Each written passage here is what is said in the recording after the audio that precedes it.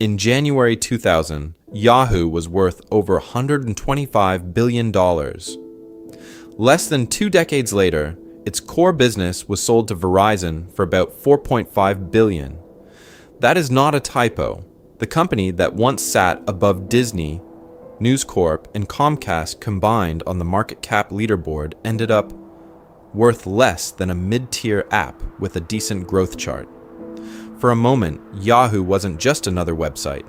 For millions of people, the internet literally started at yahoo.com. You turned on the family computer, waited for the dial-up screen to finish, and there it was, purple logo, cluttered portal, and a fire hose of links. Email, news, finance, sports scores, stock tickers, horoscopes, chat rooms, even dating. One messy, slightly ugly, strangely comforting front door to the entire web. If you were online in the late 90s, you didn't open your browser and type a URL. You went to Yahoo first, then decided what the internet was going to be for you that day. It was the default homepage on school computers, office desktops, and the machine your uncle swore was for business, but somehow only used for fantasy football and chain emails. Yahoo owned attention in a way that makes today's social platforms look almost modest. And with that kind of power came choices. Crazy, rich, history-bending choices. In 1998, 2 Stanford PhD students walked around Silicon Valley trying to sell their search engine. Yahoo could have bought their company, called Google, for around $1 million. They passed. The idea didn't quite fit the portal strategy. 4 years later, in 2002, with Google clearly taking off, Yahoo had another shot at roughly $3 billion. They walked away again. Search was important, sure, but why buy the engine when you already owned the gas station? However, the real punchline was still loading. In 2008, Microsoft came knocking with a takeover offer in the $44 to $47 billion range. For a business already past its peak, that was generational money. Yahoo's board said no, too low, they argued. The future was brighter. A few years, several CEOs, and a long list of strategy decks later, Yahoo sold its core operations for a fraction of that price. The company that once could have bought Google ended up being a distressed asset bundled into Verizon's digital media roll-up. So what really happened here? How do you go from owning the internet's front page to being a punchline in tech history? This is a story of a risk-averse culture that hated big bets, a committee-driven decision process where every bold idea got sanded down, and a constant drift in strategy that slowly hollowed out the core business while the money still looked good on paper. As we go deeper down this rabbit hole, things will just get crazier and crazier. Welcome to the spectacular rise and fall of Yahoo. To understand how bad the fall was, you have to understand just how central Yahoo once felt. For a huge chunk of people getting online in the late 90s, the internet didn't start with a browser. It started with one page, yahoo.com. On paper, Yahoo was a portal. In practice, it was the internet's front door, lobby, concierge, and slightly chaotic shopping mall all mashed together. It began as Jerry and David's guide to the World Wide Web, basically a hand-curated directory of links that tried to make sense of a web that was tiny, weird, and growing way too fast for normal humans to navigate alone. You didn't Google it yet, you went to Yahoo and then figured out where to go next. The experience was incredibly physical in a way that feels crazy now.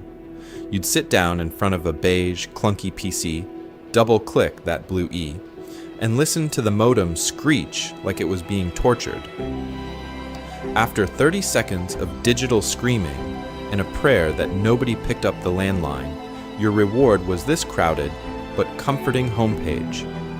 Purple logo, blue links everywhere, a weather box, stock tickers, a little mail icon promising you had 2 new messages. It was ugly. It was slow.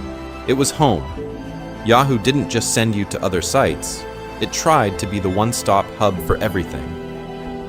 You checked Yahoo Mail, skimmed news headlines, peeked at fantasy sports, glanced at Yahoo Finance to see if your cousin's hot stock tip had made you rich yet, maybe jumped into a chat room or Yahoo Messenger.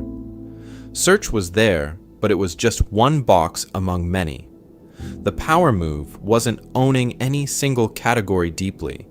The power move was owning the starting point. That starting point was where the money lived. Yahoo's early business model was simple. Get as many eyeballs as possible to that homepage, keep them cycling through Yahoo properties, and sell banner ads against the traffic. Big, loud, flashing rectangles promising free cars, free laptops, free everything.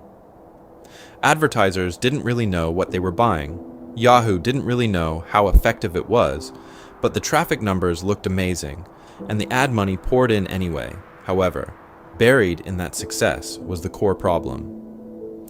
Yahoo was making a fortune monetizing attention, but it never fully decided what business it was actually in. Was it a search company, a media company, a communications platform, a tech firm, or a digital magazine with better engineers and worse office chairs? This is a story of a company built around the idea of being a portal, just as the web stopped needing portals and started splintering into specialized apps, focused platforms, and algorithmic feeds. As we go deeper down this rabbit hole, we'll watch Yahoo go from Stanford's side project to a $125 billion dot-com darling, then sleepwalk past chances to buy Google and Facebook, stumble into massive security breaches, and finally end up in a Verizon fire sale. So what really happened here? In the next section, we'll go back to the beginning, when two grad students with a hobby site accidentally grabbed the keys to the front door of the internet. Two grad students had just accidentally grabbed the keys to the front door of the internet. They were not exactly dressed for the role. Jerry Yang and David Philo were electrical engineering PhD students at Stanford in 1994, which in practice meant they were supposed to be thinking about circuits in research papers, not cat websites. However, the early web had just arrived on campus, and both of them got completely hooked.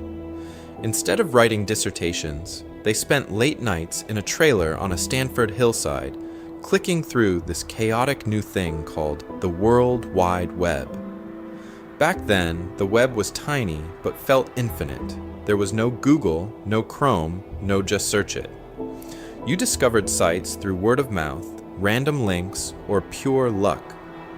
Jerry started saving the good stuff: sports pages, stock quotes, academic resources, weird personal homepages that looked like they'd been designed in Microsoft Paint.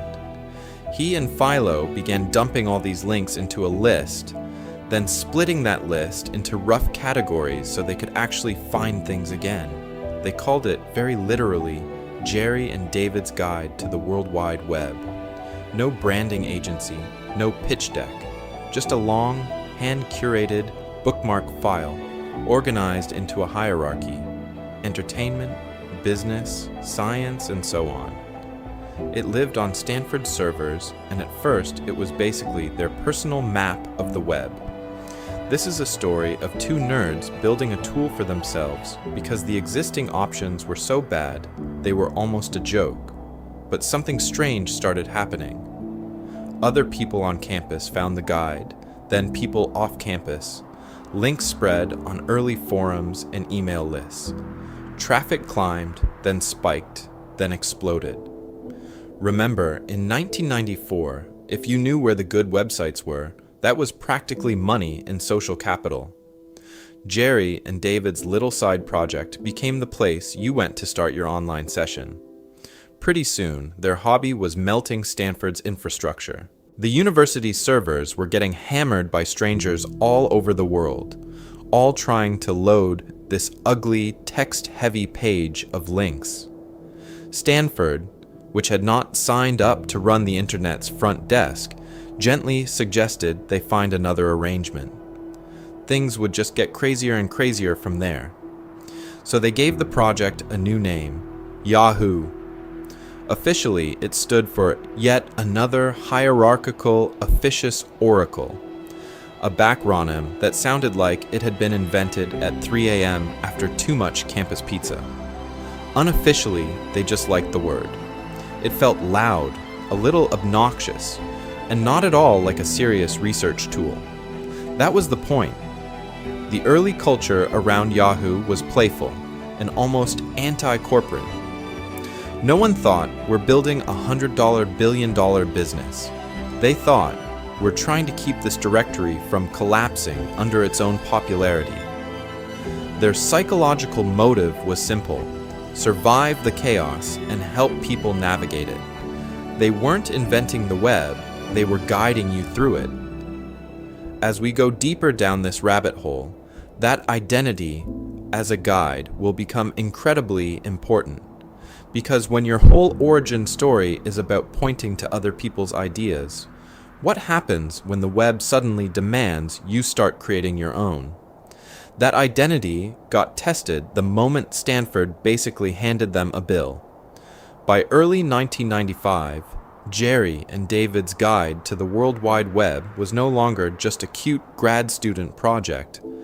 It was hammering Stanford servers. Traffic was exploding, pages were loading slowly, and the university's sysadmins had a simple message: this thing is using too many resources, you need to take it off campus. That's the quiet turning point.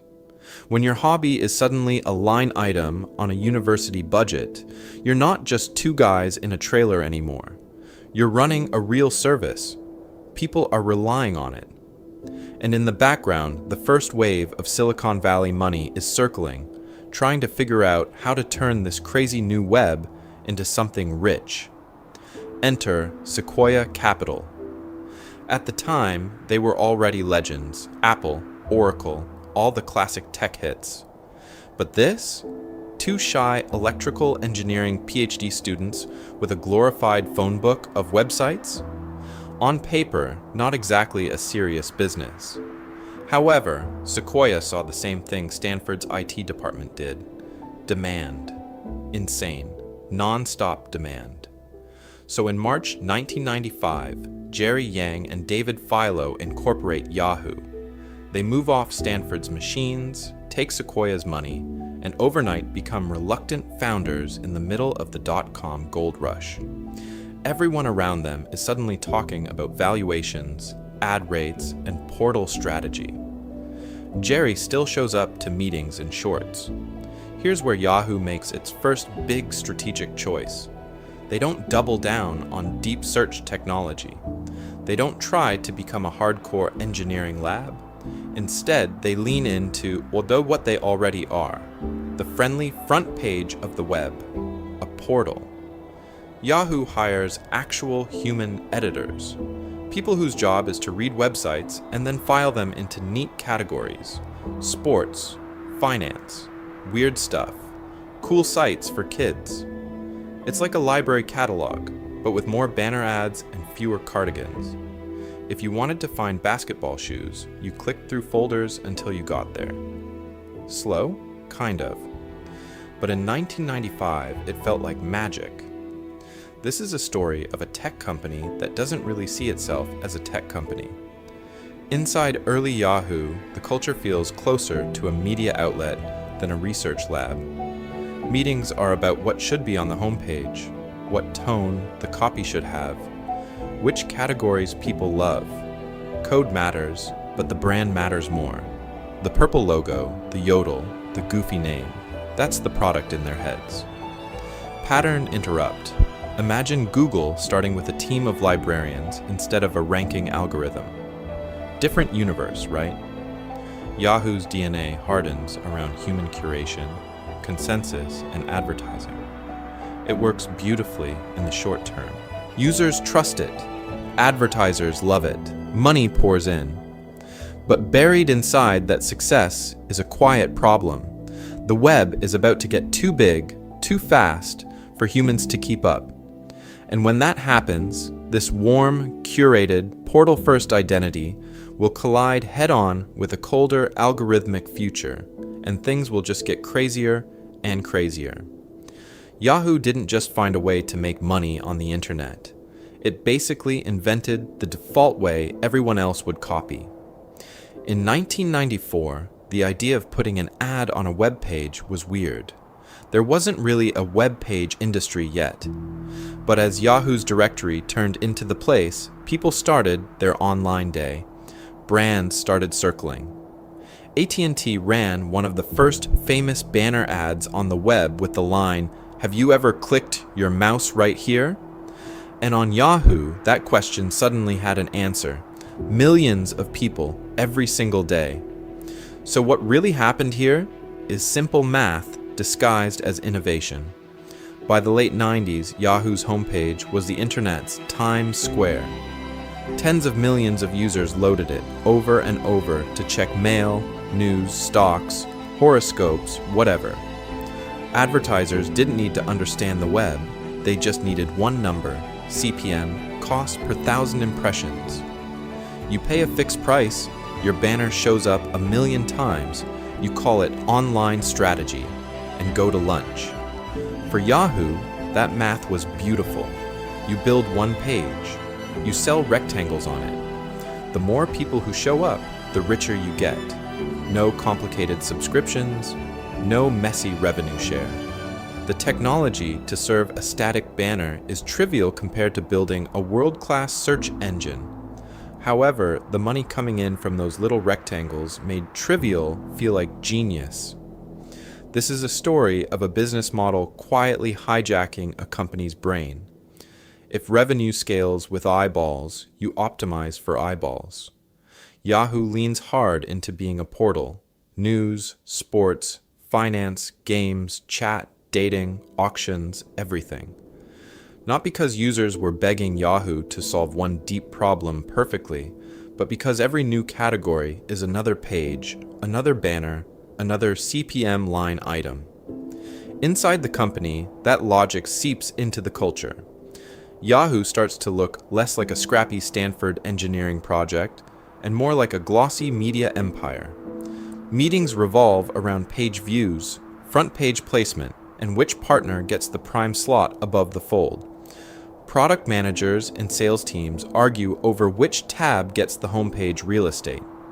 Engineers, they're crucial, but in a supporting cast way.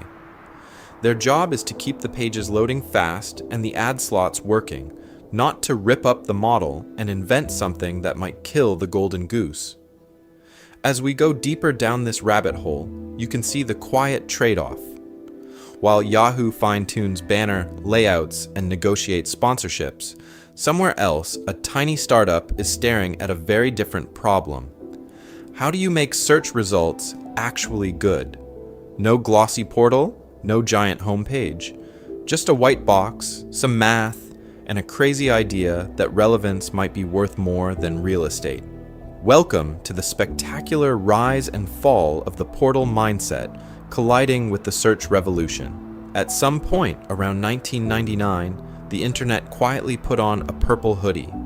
If you opened a browser, turned on a TV, or drove past a billboard, you were basically walking through Yahoo's living room.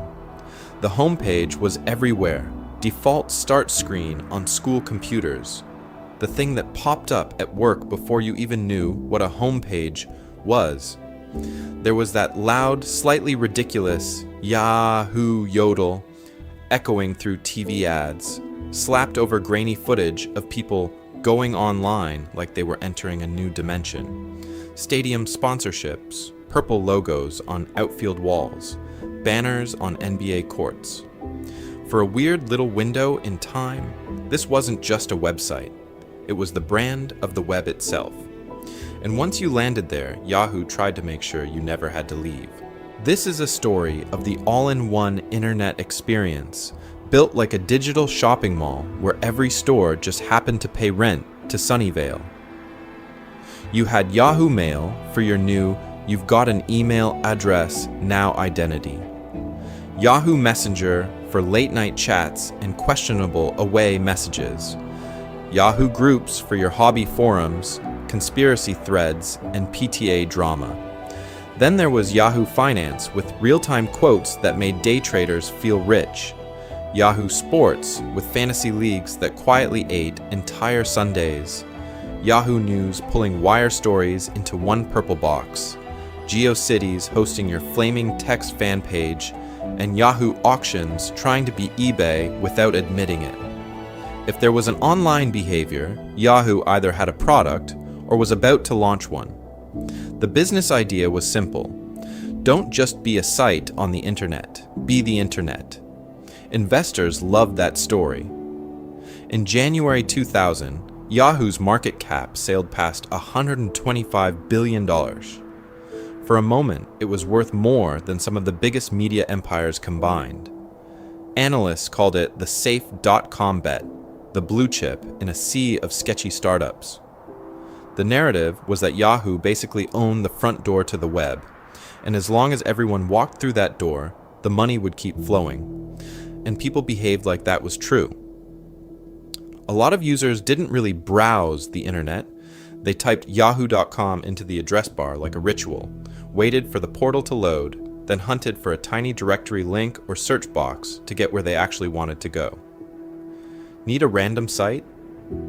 First, you go to Yahoo, then you figure out the rest. It was training wheels for the entire early web. However, as we go deeper down this rabbit hole, the crazy part is what Yahoo was already giving away. Behind the portal, behind the purple, the most important function of all, search was being quietly outsourced. First to companies like Inktomi, then to a tiny startup with a clean white page, no portal, and no purple at all, Google. So what really happened here when the company that owned the internet handed its brain to someone else?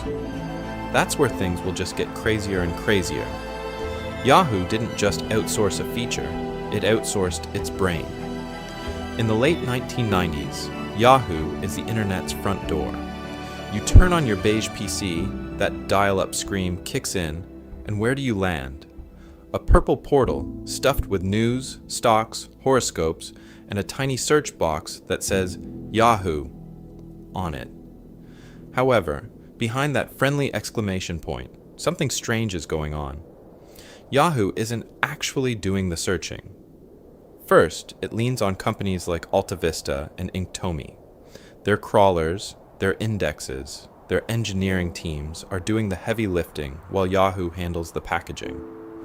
Then, in 2000, Yahoo signs a deal with a young startup that has almost no brand, no portal, and one very weird idea, that the search box itself is the whole business. That startup is Google. So millions of people think they're Yahooing the web. Under the hood, they're Googling it. This is a story of a company renting the most important part of the internet and calling it a day. Yahoo's executives see search as plumbing, a utility you plug in behind the scenes while you focus on the real money. Banner ads splashed across a busy homepage. The culture is portal first, media first, consensus driven. Search is a feature. The portal is the product. Google sees the exact opposite. For Larry Page and Sergey Brin, that little box is where user intent lives. Every query is someone whispering what they want, what they fear, what they're about to buy. If you own that intent, you can build an ad machine that prints money more precisely than any TV network ever could. Yahoo keeps selling billboards on the freeway. Google quietly builds the freeway and installs a toll booth. And then comes the first wild moment.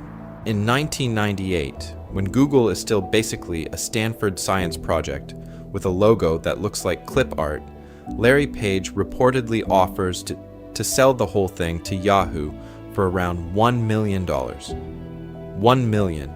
In late 90s .com money, that's basically a rounding error on the snack budget. Yahoo passes. Search, they decide, is not core to the business. Why buy the plumbing when you can just rent it? It's a dry, almost boring decision on paper. However, as we go deeper down this rabbit hole, that quiet no might be the most expensive word in internet history. Here's the pattern interrupt. Imagine they'd said yes. Imagine Yahoo owns Google before the clean white page, before AdWords, before "Don't be evil" mugs show up in every office kitchen. Does the portal culture even let that minimalist search idea live, or does a committee smother it in purple links and autoplay news? So what really happened here is not just a missed deal. It's a culture that doesn't understand the power sitting in that little box. And as Yahoo keeps renting the brain of the web, Google is about to realize it doesn't need a landlord at all. In 1998, the internet had a front door, and it was painted purple. Yahoo wasn't just a website, it was the homepage of the web, while Google was two grad students with a better idea and a printout. So what really happened here when the giant met the garage project? Larry Page and Sergey Brin reportedly went to Yahoo trying to sell their search technology for around $1 million. Not equity in some crazy moonshot, not a hostile takeover. Just a clean little deal so they could go back to Stanford and finish their PhDs. For Yahoo, that was couch cushion money, banner ad lunch money. However, inside Yahoo, search was not the crown jewel. It was a feature. A box in the corner that helped you get to the real business, the portal, human-edited directories, top stories handpicked by editors, horoscopes, stock tickers, games, mail, sports, auctions. This was a digital shopping mall where every hallway was another chance to sell you an ad. The idea was simple: keep you wandering around the mall as long as possible. Google's pitch basically said, "We'll build a brain that gets people out of your mall in one click. You type, you get the most relevant result, you're gone." For Larry and Sergey, that was the whole point. Relevance and speed were the product. For Yahoo executives staring at traffic charts and CPMs, that sounded like a problem. There are reports that Yahoo leadership actually worried a too-good search engine would send users away faster, cutting page views and slashing banner impressions. Less wandering, fewer purple links clicked, less ad money. In other words, the better the search, the worse the portal numbers looked. That's the mindset clash in one sentence. Google is obsessed with getting you what you want and getting out of the way.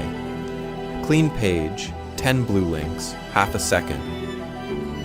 Yahoo is obsessed with keeping you inside its purple-walled garden, where every delay, every extra click, every confusing category is another spin of the ad slot machine. One company optimizes for user satisfaction. The other optimizes for time on site spreadsheets. As we go deeper down this rabbit hole, you can see why that $1 million offer doesn't even register as a serious crossroads to them. They're not asking, could search become the operating system of the web? They're asking, will this hurt our portal identity?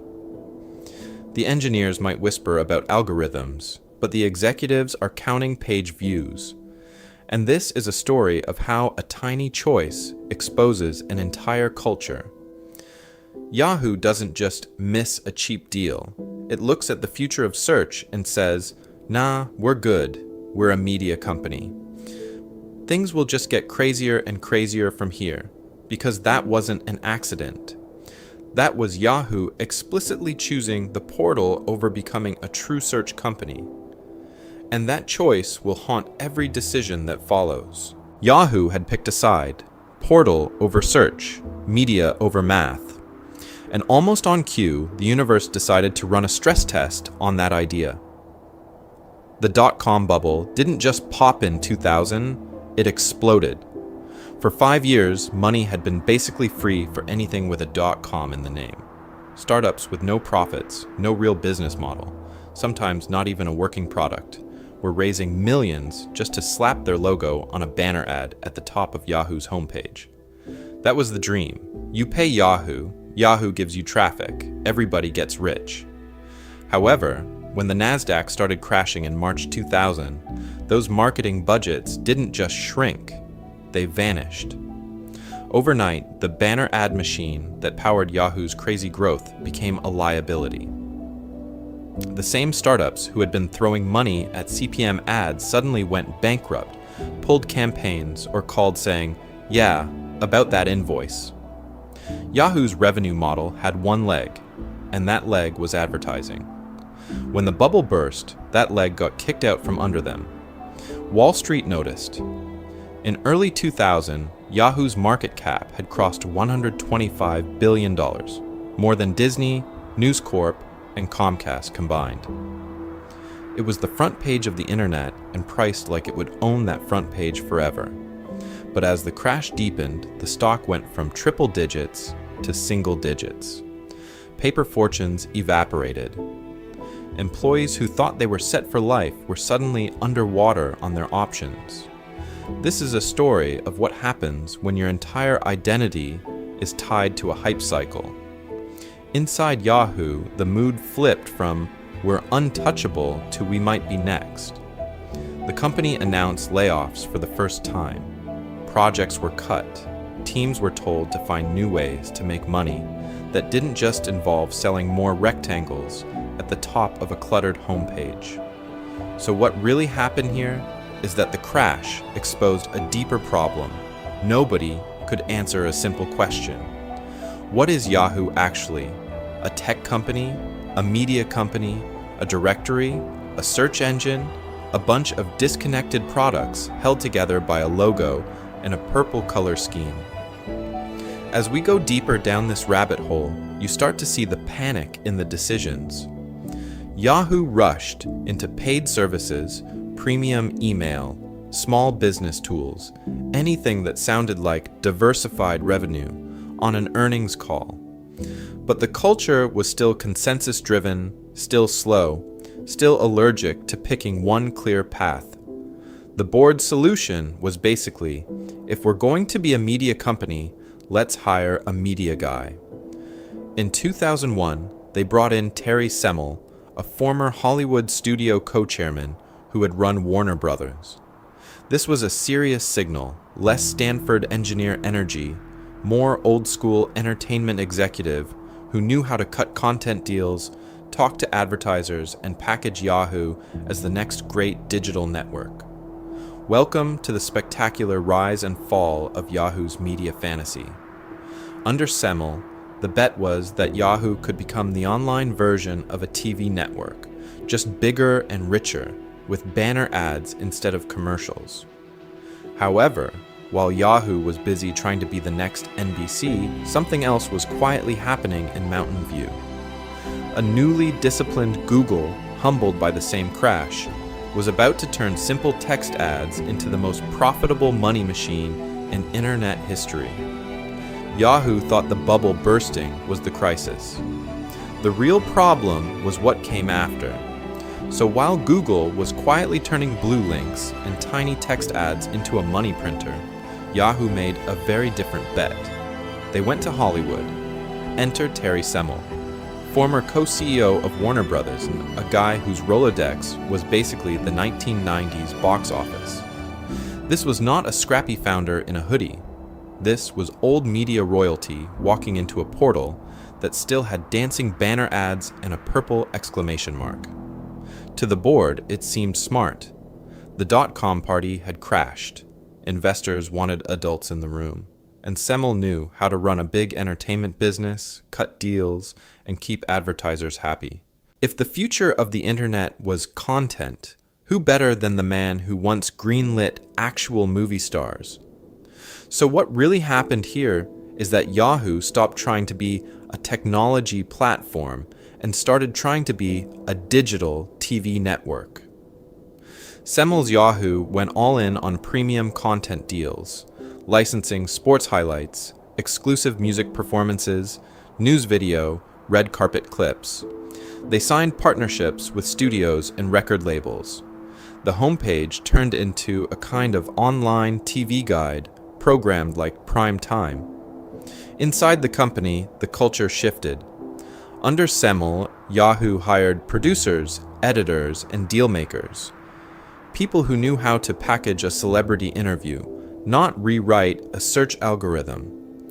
Meetings were about which shows to feature, which channels to promote, which media partner to keep happy. It looked professional. It also looked a lot like the industry the internet was supposed to disrupt. Here's the pattern: interrupt. While Yahoo was busy chasing the next Friends, Google didn't care about shows at all. They cared about search quality. At Google, engineers ran the place. Larry and Sergey were still in charge. PhD types argued over ranking signals, and the company's big breakthrough wasn't a splashy portal redesign. It was AdWords and AdSense. Instead of flashy banner ads sold like TV spots, Google built a scalable, intent-driven ad platform. Text ads matched to what you were actually searching for. Self-serve tools for small businesses. Auctions, data, optimization. Boring on the surface, insanely rich underneath. Every search became a tiny piece of business intelligence, and every click was money. Yahoo, however, was optimizing for eyeballs, not intent. They measured success in page views and portal traffic, the way a network bragged about ratings. Engineers at Yahoo were still talented, but they weren't the center of gravity. The center was the deal, the next exclusive clip, the next front page sponsorship, the next big brand willing to pay TV-level prices for banner real estate. This is a story of two cultures splitting. One bet that the internet would look like cable. The other bet it would look like a giant, searchable database of human desire.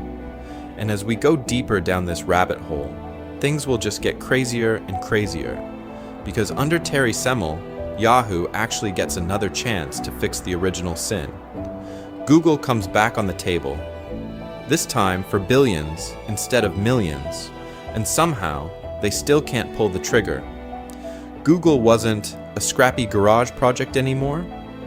By 2002, it was the search engine everyone actually wanted to use, even if they still typed yahoo.com first out of habit. The numbers were starting to get crazy. Google was handling hundreds of millions of queries a day. Its clean white page was becoming the default start of the internet for power users, and advertisers were discovering something very dangerous for Yahoo's old business. Text ads targeted to what you were searching for printed money. However, inside Yahoo, the official line was still, "We've got this." They had Inktomi powering search results, Overture selling paid listings, and a portal stuffed with news, sports, finance, horoscopes, and whatever else could keep you clicking.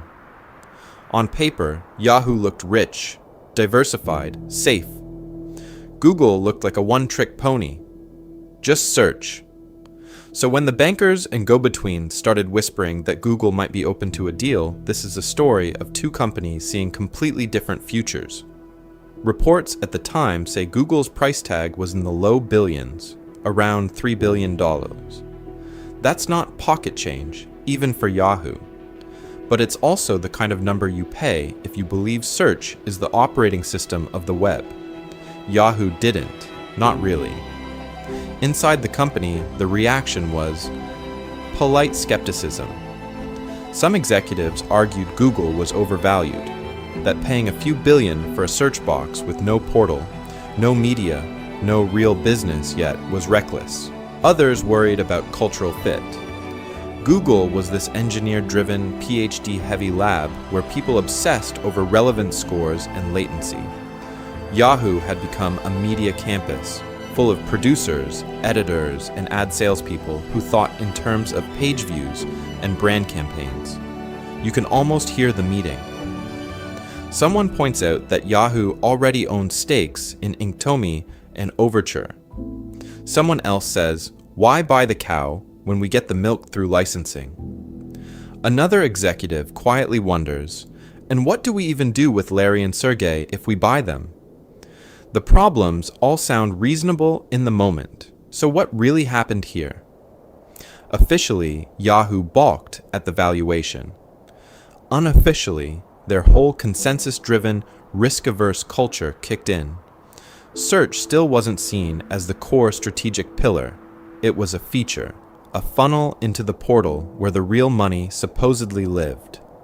The irony is brutal. Yahoo had already spent around $5.7 billion in stock on broadcast.com, a streaming media deal that aged like milk. They were willing to pay billions to bolt on shiny content, but when the one company that would define the next 2 decades of the internet walked in with a $3 billion price, suddenly they discovered financial discipline. As we go deeper down this rabbit hole, things will just get crazier and crazier, because that's the question that hangs over this moment. Was it really about the price tag? Or was Yahoo simply incapable of betting the entire business on a single, bold technology idea, and living with what that would say about everything they'd built so far? That fear of one big bet wasn't an accident. It was the logical outcome of how Yahoo made every decision, slowly, politely, and by committee. Inside Yahoo, nothing truly important happened in one room. It happened in 10. There were product reviews, alignment meetings, cross-functional check-ins, legal pre-reads, brand consultations, sales input, and then a final executive off-site to make sure no one felt steamrolled. On paper, this sounded mature. In practice, it meant the safest answer kept winning. The culture didn't say no, it said, maybe, let's get more data. So what really happened here? To understand it, you have to go back to the portal days, when Yahoo's homepage was the front door to the entire web. That page was prime real estate, and every internal team wanted a piece of it. News wanted a slot, sports wanted a slot. Finance, mail, games, shopping, autos, horoscopes, even Yahoo Pets at one point. Every pixel became a tiny political district. If your module got bumped below the fold, that wasn't a design choice. That was a budget conversation. This is a story of a company that literally trained its executives to negotiate over pixels instead of making clean product calls. Designers would come in with a bold, simple layout. They would leave with a Frankenstein homepage stitched together from compromises, each box representing someone powerful who didn't want to lose traffic or status or ad money. The lesson people learned was simple. Never say, "We're killing your thing." Say, "We'll find room for everyone." By the time the stakes were search versus portal versus media versus tech platform, that same habit kicked in. Should Yahoo double down on algorithmic search and go head-to-head with Google? Well, search was important, but so were display ads. And original media sounded rich and glamorous, and the homepage still printed money. So instead of one sharp bet, Yahoo kept doing a bit of everything. A bit of search, a bit of portal, a bit of media, a bit of "we're a tech company too." Contrast that with Google. Larry and Sergey absolutely listened to data and smart people, but there was a clear mission sitting above the politics: organize the world's information. When something didn't fit that mission, they could just say no. Killing products like Google Reader or Wave made users furious, but the founders were willing to make unpopular calls if it focused the company. Fewer committees, more conviction. At Yahoo, even when a CEO tried to be decisive, the organization reflexively softened the edges. A bold strategy memo went in. A balanced roadmap came out. Everyone stayed friends. The business stayed confused. And that culture of maybe wasn't just going to cost them Google. Because as we go deeper down this rabbit hole, things will just get crazier and crazier. The same instinct to please everyone would soon walk Yahoo right past another once-in-a-generation idea, a little social network that wanted to sell for pocket change. Yahoo didn't just miss Facebook. It tried to build 5 different Facebooks at the same time. By the mid-2000s, Yahoo looked less like a company and more like a digital flea market. You had Yahoo Mail, Yahoo Messenger, Yahoo Groups, Yahoo 360, Yahoo Answers, GeoCities, Flickr, finance, sports, news, personals, even briefcase. Each one had its own logo, its own team, its own little empire trying to carve out a piece of the homepage. This is a story of what happens when every side project gets promoted to core strategy. On paper, it sounded rich. We're the everything portal. We touch every part of your online life. In reality, most of these products were good, but not great. Mail was fine, but Gmail was cleaner. Messenger was huge, but MSN and later Skype felt sharper. Flickr was beloved by photographers, but Facebook made photo sharing effortless for everyone else. A lot of ideas were launched, not because Yahoo had a clear vision, but because someone saw a competitor getting press and said, "We need one of those too." Inside, that created a very specific kind of crazy. Product managers weren't just fighting competitors, they were fighting each other. The real battlefield wasn't the market, it was the yahoo.com homepage. If your icon made it to that front door, you got traffic, users, and maybe a promotion. If not, you were a rounding error. So the meetings turned into a constant tug of war over pixels and marketing money instead of a serious debate about what the business should actually be best at. And when everyone is lobbying for a slightly bigger box on the homepage, you don't get bold bets. You get incrementalism. One more tab in Mail. One more status message in Messenger. One more half-baked social feature in Yahoo 360. As we go deeper down this rabbit hole, you start to see the pattern. Instead of killing weak products, they kept stapling new ones on top. The overlap was wild. You could have a profile in Yahoo 360, a different profile in Yahoo Answers, another identity tied to your Yahoo Mail, and a separate persona on Flickr. Messaging was split between Messenger, groups, and random in-product inboxes. Developers trying to integrate with Yahoo's platform had to pick which identity system to bet on. Users had no idea where their stuff actually lived. One login, 5 social graphs, 0 coherent story. Pattern interrupt. Imagine if Google had launched 5 competing versions of Gmail and told you to guess which one your friends were using. So what really happened here is that by trying to be everything to everyone, Yahoo stopped being the best at anything. Search, Google owned it. Social, Facebook, photos, Flickr, which Yahoo owned, got flanked by Instagram anyway. Every vertical Yahoo touched soon had a focused, hungry rival attacking just that slice. And when the focused sniper shows up, the bloated generalist with 20 half-defended fronts usually loses. Welcome to the spectacular rise and fall of the internet's homepage, where the next chapter is what happens when mobile arrives and that messy portal suddenly has to fit inside a 4-inch screen. Mobile didn't just shrink the screen, it shrank Yahoo's excuses. Because long before apps, Yahoo had already been handed 2 living, breathing previews of the social, user-generated future. And in classic Yahoo fashion, it spent a lot of money to buy them, then slowly strangled them with good intentions and bad bureaucracy. This is a story of GeoCities first. In 1999, when most people were still on dial-up, GeoCities was where the weird early web actually lived. Neighborhoods like Silicon Valley and Hollywood, millions of personal pages, dancing GIFs, auto-playing MIDI. It looked crazy, but it was a real community, one of the first places regular people built their own corner of the internet. Yahoo paid around $3.6 billion in stock to own that chaos. On paper, rich deal. Inertia. In practice, problems. The portal mindset kicked in. Instead of nurturing a messy social network, Yahoo tried to standardize it. Rebrand neighborhoods, force logins through Yahoo IDs, wrap everything in the same corporate Chrome they put on finance and news. Users hated it.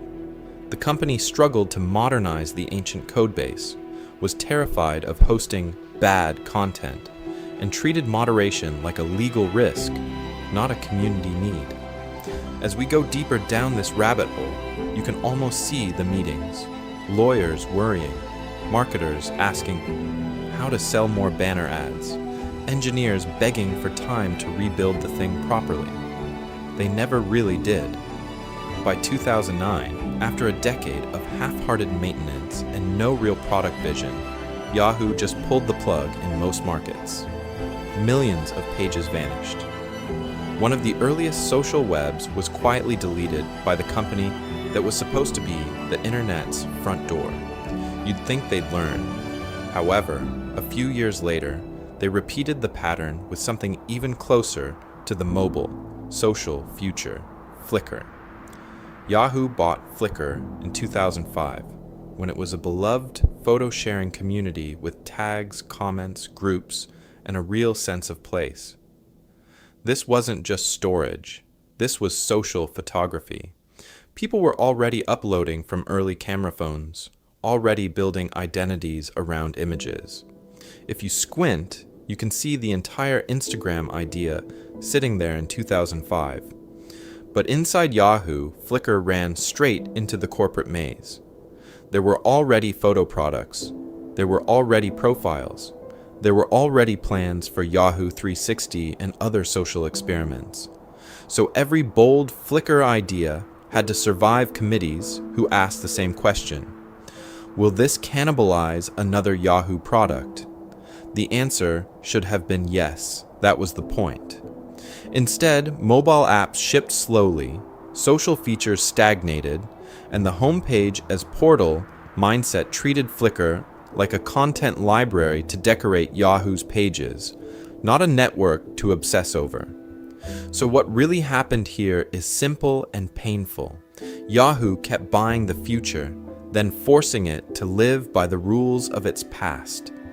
And things will just get crazier and crazier when Yahoo brushes up against a different campus-born social network, one that will redefine the entire web, Facebook. Yahoo thought it had seen this movie before. A couple of kids on a college campus, some fast growth, and a chance to buy the whole thing before it got too big. But this time, the campus wasn't Stanford, it was Harvard, then the rest of the Ivy League, and the product wasn't search. It was a blue and white social directory called Facebook that in 2006 still felt like a niche college obsession rather than the future of the internet. In early 2006, Facebook had maybe 8 or 9 million users. No parents, no brands, no political chaos. Just students poking each other, tagging terrible photos, and checking relationship statuses like their lives depended on it. Yahoo, on the other hand, was rich in traffic, but poor in cool. Younger users were spending less time on portals and more time inside walled gardens. Yahoo needed a social play. Badly. Inside Yahoo, the idea started to form. Don't just bolt on another product like Flickr. Buy the entire campus party. Reports say Yahoo floated an offer of around $1 billion for Facebook.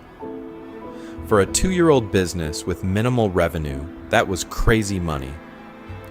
Mark Zuckerberg was 22. He took the meetings. He listened. He didn't hang up the phone. However, he also wasn't convinced his story was over. Facebook was growing fast, engagement was off the charts, and he liked control. Selling to a giant portal that already felt a bit like your parents' homepage? That was a risk. Still, $1 billion is $1 billion, and for a moment it looked like this deal might actually happen. Then Yahoo did what Yahoo did best. It flinched. Yahoo's own stock price dipped after bad earnings report. On paper, that made the original $1 billion offer look expensive. So instead of asking, what could Facebook become? The board asked, how do we protect this quarter? They reportedly tried to recut the deal closer to $800 million. Same company, same growth. Just less money because Yahoo had problems with Wall Street that week. Facebook's leadership was not amused. If you're Mark Zuckerberg and you already don't really want to sell, a buyer suddenly haggling over a few hundred million because their stock chart twitched. That doesn't scream conviction. It screams, we don't actually believe this is the future. So he walked. So what really happened here is revealing. Yahoo wasn't just cheap, it was indecisive. It treated Facebook like a line item, not a new foundation. Social wasn't a core pillar, it was a hedge. And as we go deeper down this rabbit hole, you'll see that pattern everywhere. Yahoo reacting to its own stock price instead of the product in front of its face. By the time Yahoo finally understood how big social was going to be, it wasn't just Facebook that was out of reach. The idea of Yahoo as the internet's front page was starting to crack. Because if people no longer started their day at a portal, but inside feeds, apps, and networks, what exactly was Yahoo anymore? And the next time someone came waving tens of billions to buy Yahoo itself, that identity crisis would explode. That identity crisis didn't stay theoretical. Inside Yahoo, it turned into a full-blown strategy civil war. On one side, you had the search true believers. They looked at Google and said, we had this first. We had the traffic. We had the money. Why aren't we the ones printing search cash? Their pitch was simple. Strip the clutter, double down on algorithms, become a real tech company again. This wasn't a crazy idea. Early Yahoo search was good enough that people actually used it on purpose. On another side, you had the media people, former TV executives, brand sellers, and portal veterans who saw Yahoo as a digital NBC. They loved the homepage as a giant Times Square billboard. Big news stories, celebrity gossip, sports, finance, all wrapped in premium ad deals. To them, Google was a boring utility. Yahoo was supposed to feel rich and glossy, not like a blank box with 10 blue links. And then there was the portal faction in the middle, clinging to the original story. Be the front page of everything. A little search, a little media, a little mail, finance, fantasy sports, groups, answers. Why choose when you can be all of it? This is a story of a company that tried to win every game at once and ended up playing none of them well. Different CEOs and executives picked different favorites. One quarter search was the savior, so engineers were yanked onto ranking projects. Next quarter, media was the future, so Yahoo signed huge content deals while the search team quietly shrank. Then a reorg would hit, job titles would change, product lines would shuffle, and the portal homepage would be redesigned for the 5th time in 2 years to align with the new strategy. You can see the confusion in the products. Search got investment, but never full commitment, so Yahoo outsourced core search tech to partners like Inktomi and later Microsoft. Media got flashy. Katie Couric, original shows, glossy news hubs. However, the underlying tech was weak, personalization was shallow, and video felt bolted on.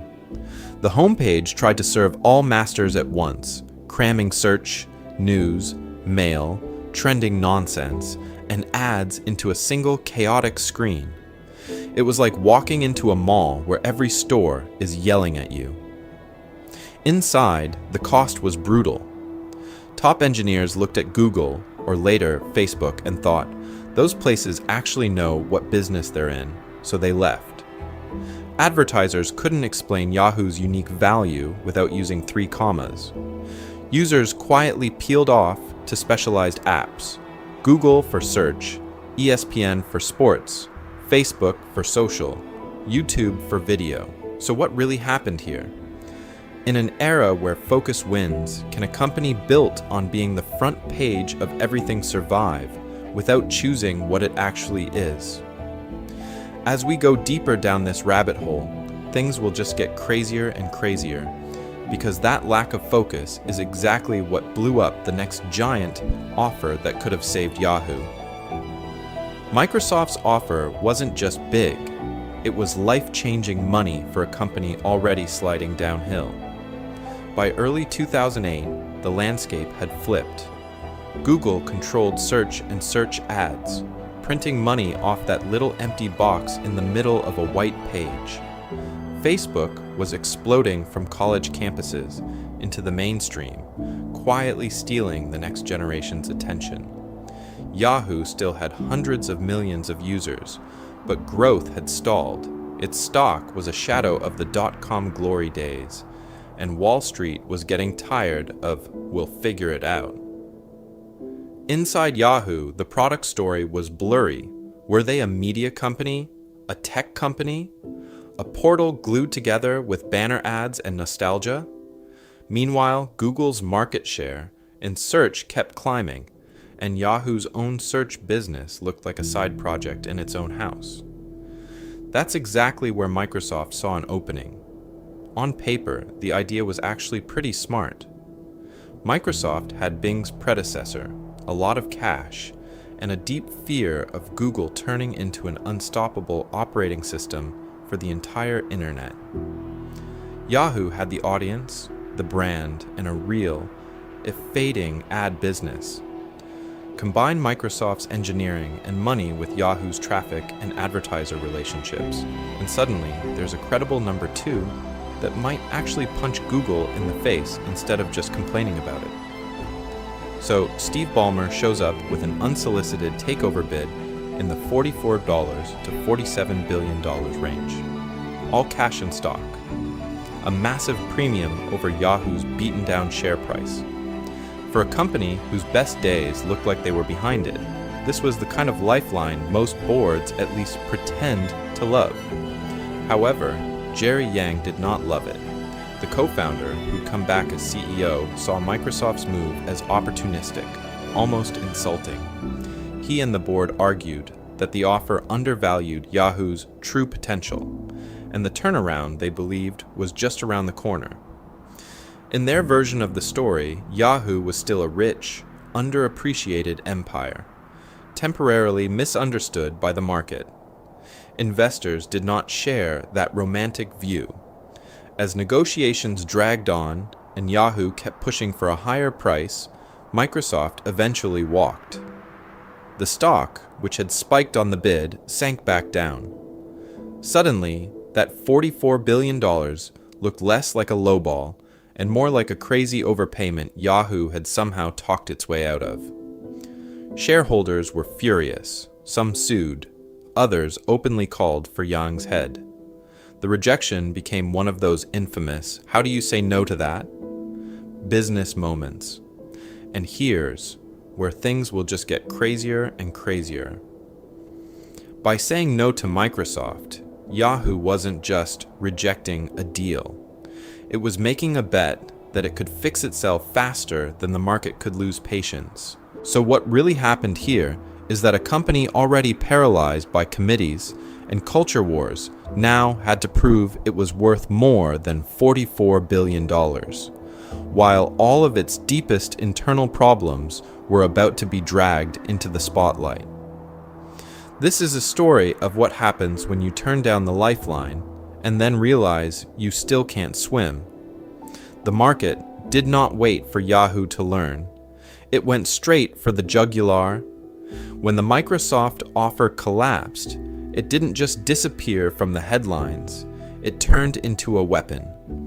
Angry institutional investors and activist funds started waving that $44 billion number around like a missing lottery ticket, asking a very simple question: who exactly blew this money? So what really happened here is that the deal became the scoreboard for every bad decision Yahoo had ever made. This is a story of a company that said no to a lifeline and then got put on trial by its own shareholders. Hedge fund managers went on TV calling the board delusional.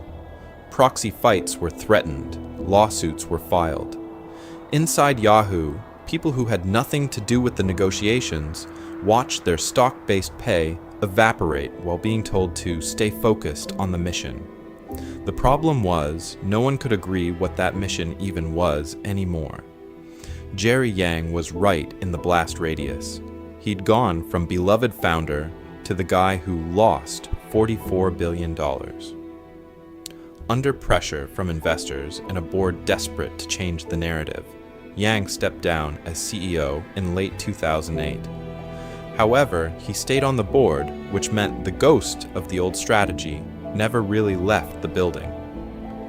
In his place came Carol Bartz, a tough, no-nonsense operator from Autodesk, who reportedly greeted employees with language that made HR very nervous. Her big idea was simple: cut the fat, clean up the product sprawl, and run Yahoo like a disciplined media business, not a wandering tech lab. So budgets were slashed, projects were killed, and thousands of people were laid off. For a while, Wall Street liked the cost-cutting story, but inside, the whiplash started. Teams that had just been told to innovate like a startup were suddenly told the real job was margin improvement. Products were shut down on Friday, then quietly restarted under new names 6 months later. One quarter, it was all about search partnerships. The next quarter, it was, actually, we're a content powerhouse. Then Bartz was abruptly fired over the phone in 2011. An interim CEO stepped in, then Scott Thompson arrived with a new script. Yahoo would pivot hard into data and personalized experiences. The company went from austerity to selective hiring sprees in mobile and advertising tech. But there was a catch.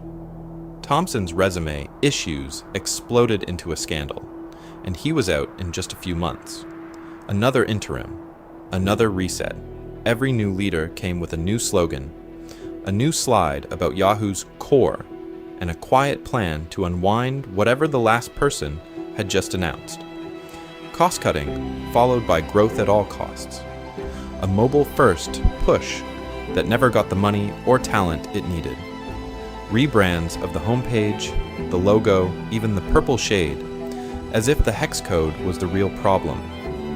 As we go deeper down this rabbit hole, things will just get crazier and crazier, because into this chaos walks a celebrity executive from Google, hailed as the savior of Yahoo, with expectations sky high and constraints that might make the job literally impossible. Into that mess walks Marissa Mayer, not a random executive, one of Google's first 20 employees, the woman who literally decided what Google looked like when most people still thought search engine meant a cluttered Yahoo page with 14 blue buttons. At Google, Mayer built a reputation as the product nerd who cared about every pixel. She ran the user experience for Google Search, helped shape Gmail's clean, almost boring interface, and pushed for speed and simplicity when everyone else wanted to cram in more stuff. Inside Google, she was famous for A/B tests on everything from the number of search results to the exact shade of blue for links. Outside Google, she became the rare engineer who was also a celebrity. So when Yahoo announced in 2012 that Marissa Mayer would be its new CEO, it sent a shockwave through the tech world. This wasn't some retired media executive or a safe consensus pick. This was a pregnant 37-year-old Google star crossing enemy lines to revive a fading portal that had once been worth over $100 billion. Wall Street loved it. Tech media loved it. For the first time in years, Yahoo actually felt interesting. The narrative wrote itself. This is a story of a visionary product leader swooping in to save a bloated internet relic. Mayer would bring Google-style discipline, design, and focus to a homepage that still looked like Times Square on dial-up. She'd kill zombie products, pick a clear strategy, and finally answer the question that had haunted Yahoo for a decade: what are we really? Inside the company, the symbolism started immediately. Free food in the cafeteria, better coffee, swag, office redesigns with brighter colors and open spaces. She talked about making Yahoo feel like a startup again, not a retirement home for people who joined during the first .com boom and never left. The message was simple. We're going to move fast, ship real products, and actually care what users think. However, there was a pattern interrupt hiding in the perks. Free lunch does not fix a broken business model. Yahoo still made most of its money the old way. Portal traffic, banner ads, and a giant, confusing homepage that tried to be news site, email hub, finance terminal, gossip blog, and search engine all at once. You can change the chairs, you can't escape the math. Mayer pushed hard on design, mobile apps, and talent. She wanted Yahoo to feel like Google again, with strong product reviews, clear metrics, and fewer committees. But could one very rich, very high-profile leader actually unwind decades of cultural inertia and half-finished ideas? Or was she just repainting a ship that had already hit the iceberg? So what really happened here when the Google golden child tried to reboot the internet's former homepage?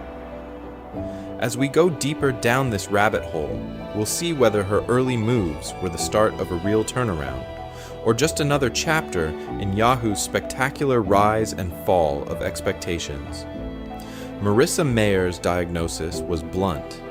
Yahoo hadn't just been late to mobile, it had basically watched the smartphone revolution from the parking lot. By 2012, users weren't going online through a homepage anymore. They were already online, living inside apps. The front door to the internet wasn't yahoo.com. It was the iPhone lock screen and a grid of colorful icons. If Yahoo didn't become, in her words, a mobile-first company, it wasn't just going to lose the homepage. It was going to lose the whole story.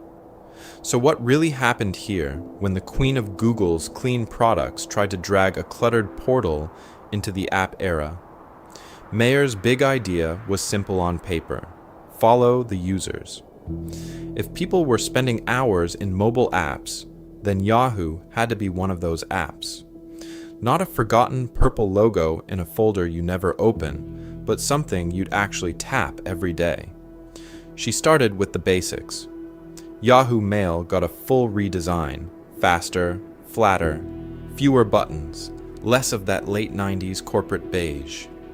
Yahoo Weather became the surprise hit, pulling in gorgeous Flickr photos to turn something as boring as the forecast into a tiny piece of phone art. Yahoo News Digest tried to compress the chaos of the web into twice-daily, bite-sized briefings. For a brief moment, the company that had once been mocked for banner ads was winning design awards. However, Mayer knew internal redesigns weren't enough, so she went shopping. Hard. She bought mobile startups like Sumly, a news summarization app built by a British teenager, not just for the tech, but for the signal. Yahoo was cool again. It was paying real money for young talent. It understood mobile. Inside the company, hundreds of engineers were reassigned to mobile teams. In earnings calls, she bragged about hundreds of millions of mobile users in a rebuilt app stack. But there was a brutal, physics-like law of the smartphone era. There are only so many spots on the home screen, and by the time Yahoo showed up, most of them were already taken. Facebook owned your social habit. Google owned search, maps, and email. Apple and Android owned core utilities like weather and photos. Even the junk food time, games, Instagram, Snapchat was spoken for. Where exactly was Yahoo supposed to fit? This is a story of a rich early internet giant trying to squeeze into a party that had started years earlier, where every guest already had a favorite app for everything Yahoo wanted to do. The brand that once screamed, "You're on the internet," from a desktop monitor now whispered from a tiny purple icon you'd scroll past on your way to TikTok's predecessors. And that brand was a problem. Yahoo meant portals, not products. It meant busy, ad-stuffed homepages, not minimal, focused apps. You didn't think Yahoo and picture a sleek, modern mobile experience. You pictured a cluttered browser window your parents still used. How do you turn that into something a 19-year-old proudly keeps on their first iPhone? As we go deeper down this rabbit hole, Mayer's answer gets bolder, and things will just get crazier and crazier. If Yahoo couldn't organically grow a mobile native identity, maybe it could buy one. Which is how, in search of a shortcut into youth culture and mobile relevance, she set her sights on one of the internet's strangest, loudest communities, Tumblr. Tumblr wasn't just a website in 2013, it was a mood board for the entire internet. You had fandom GIF wars, niche meme pages, social justice discourse, and deeply weird inside jokes all stacked on top of each other. Teenagers and 20-somethings were living there, reblogging at 2 a.m., building identities through aesthetics and in-jokes. However, like a lot of early social platforms, Tumblr had one very boring, very adult problem. It had no real idea how to make serious money. The user numbers looked great, around 100 million blogs, billions of page views, huge mobile engagement. But the business model? Mostly vibes. Founder David Karp famously hated traditional ads, and the culture treated corporate intrusion like an infection. That was cool for users. It was less cool for investors staring at a company burning cash. Enter Marissa Mayer with a $1.1 billion solution. If Yahoo couldn't invent youth culture, maybe it could just buy it. On paper, the logic wasn't crazy. Overnight, Yahoo would get a massive, mobile-native audience it had failed to build itself, plus a brand that actually meant something to people under 30. This is a story of a legacy portal trying to buy its way back into relevance with one giant, all-in bet. Mayer promised not to screw it up. She talked about keeping Tumblr independent, letting it stay weird, and slowly threading in ads in a way that wouldn't scare off users. So what really happened here? The problem was that Tumblr's entire personality was basically anti-Yahoo. Tumblr was irreverent, chaotic, and aggressively anti-corporate. Yahoo was a cautious, ad-driven portal that had spent a decade trying not to upset brand-sensitive advertisers. Tumblr users posted fan fiction, dark humor, and a lot of explicit content. Yahoo's biggest advertisers sold minivans and detergent. Those worlds were always going to collide. Inside Yahoo, compliance and sales teams wanted brand safety. On Tumblr, brand safety sounded like censorship. Attempts to roll out sponsored posts and native ads had to tiptoe around a community that openly mocked brands trying to be relatable. Every ad unit became a negotiation. How do you squeeze money out of this thing without killing the very chaos that made it valuable? And then came the content controversies. Porn bans, NSFW filters mislabeling art and queer content, public backlash, creators leaving. Yahoo tried to plug Tumblr into its broader ad stack, but the targeting wasn't great, the formats were awkward, and agencies didn't fully trust it. The result was the worst of both worlds. Not enough ad revenue to justify the price tag, and a user base that felt betrayed. As we go deeper down this rabbit hole, Yahoo is burning cash, chasing cool, chasing mobile, chasing the next big idea. But sitting quietly on its balance sheet is something much less sexy, a stake in a Chinese e-commerce business that before long will be worth more than everything else Yahoo owns combined. And that's where things will just get crazier and crazier. On paper, Yahoo was still the cool American internet brand. In reality, its future was about to be written in Chinese.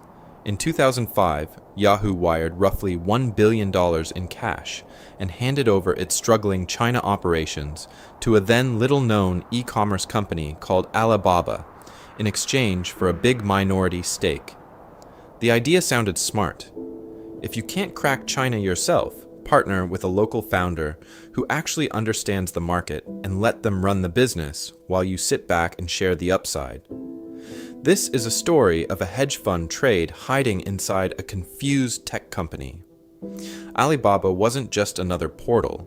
Jack Ma was building the infrastructure for Chinese online commerce, Taobao, Alipay, and a marketplace that connected millions of small merchants with a country that was just getting rich enough to shop online. Yahoo's own China portal was losing. Alibaba was hungry, so the deal looked like a clean strategic pivot. However, as the years went on, something crazy happened. Yahoo's own products flatlined, but Alibaba exploded. E-commerce in China went from niche to default. By the early 2010s, that original billion-dollar bet had turned into tens of billions of dollars on paper. At one point, depending on the day, most of Yahoo's market value was literally just its Alibaba stake, plus some cash. Wall Street quietly changed how it talked about the company. Analysts would say things like, if you subtract the value of Alibaba and Yahoo Japan, the core Yahoo business is basically worth nothing. Yahoo, the homepage of the internet, was being modeled like a holding company that happened to own a golden lottery ticket it bought almost by accident. So what really happened here? When investors care more about someone else's company on your balance sheet than about your own users, your incentives get weird. Inside Yahoo, the conversation kept drifting away from how do we fix search, mail, or mobile, and toward how do we unlock Alibaba without lighting ourselves on fire with taxes. That turned into years of financial engineering debates. Spin Alibaba off? Spin Yahoo off and keep Alibaba? Create a weird tracking stock? Every option had gigantic tax problems, SEC questions, and activist shareholders yelling from the sidelines. The stock price would jump or crash not because Yahoo shipped a great product, but because someone floated a new Alibaba monetization scheme on CNBC, Pattern Interrupt. Remember, this is still a consumer internet company we're talking about, not a private equity fund. As we go deeper down this rabbit hole, the safety net of Alibaba made the core business feel less urgent. The balance sheet looked rich, so the product problems could always be fixed later. But when the most valuable thing about your company is someone else's company, what does that say about your strategy, your culture, and your future? Welcome to the spectacular rise and fall of a portal that accidentally became an Alibaba wrapper. On paper, Yahoo still looked rich. In reality, the math was starting to look crazy. As we go deeper down this rabbit hole, the story stops being about brand and nostalgia and becomes about unit economics. Where does the money actually come from? And does that money justify this business existing on its own? For Yahoo in the 2010s, the answers were uncomfortable. Start with the revenue mix. The glossy narrative said Yahoo was a mobile video native social company. The filings told a different story. Most of the money still came from old school display advertising slapped across the portal and its media sites. Banner ads, homepage takeovers, generic rectangles that didn't know who you were or what you wanted. The stuff the early web was built on. However, the ad market had moved on. Programmatic exchanges were auctioning impressions in real time. Google and Facebook were selling laser-targeted ads based on intent and social graphs. They knew what you searched, who you stalked, what you almost bought at 2 a.m. Yahoo knew that you liked checking your Yahoo Mail, maybe, on desktop. So CPMs on Yahoo's banners got squeezed from both sides. Agencies shifted budgets into performance ads they could measure, and algorithms started routing the highest-paying campaigns to platforms with better data. Yahoo could still sell big, flashy homepage deals to car companies and movie studios, but the day-to-day pricing power was eroding. Volume without pricing is just a busy way to go nowhere. Search should have been the savior. But Yahoo's search revenue was basically a toll it collected for pointing traffic to someone else's engine. First it leaned on Microsoft's Bing. Later it cut deals with Google. That meant a chunk of search money was really revenue share from partners who controlled the core technology, the ad stack, and the margins. It looked like search. It behaved like a reseller. Meanwhile, there was no breakout new line of business, no cloud platform, no dominant messaging app, no real payments play. Flickr never became Instagram. Tumblr never became Facebook. Yahoo's conference stage story was full of big ideas about video originals, social feeds, and mobile everything. The income statement showed flat or declining user engagement and ad pricing that refused to move in the right direction. This is a story of investors slowly realizing the magic trick. For years, leadership rolled out redesigns, launched glossy apps, and announced acquisitions with sizzle reels. But the key metrics that would justify independent survival, time spent, revenue per user, mobile growth, that actually offset desktop decay, stayed stubbornly mediocre. The portal was spinning, the numbers were not. So what really happened here is that Wall Street got tired.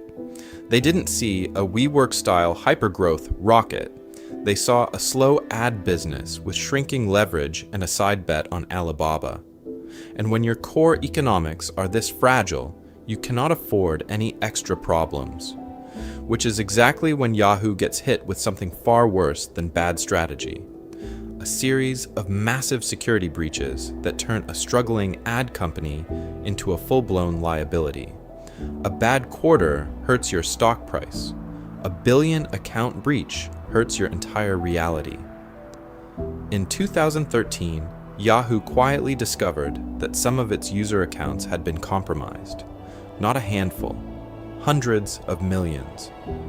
We're talking email addresses, hashed passwords, dates of birth, and those secret security questions people reuse everywhere. However, instead of a full blunt confession, the company issued vague statements and kept investigating. The real scope stayed buried, like everything else Yahoo didn't really want to deal with. Then, as we go deeper down this rabbit hole, things will just get crazier and crazier. In late 2014, another massive intrusion hit Yahoo systems, this time by what the company would later describe as a state-sponsored actor. Again, the data wasn't trivial. Names, phone numbers, hashed password, security questions, and answers. Exactly the kind of stuff that lets attackers reset your bank login or hijack your Facebook. But the public, they heard almost nothing for years. It wasn't until September 2016 that Yahoo finally dropped the bomb. At least 500 million accounts had been breached back in 2014. People were stunned. How do you sit on a 500 million account hack for 2 years? And just when everyone was still processing that number, 3 months later, Yahoo announced something even worse.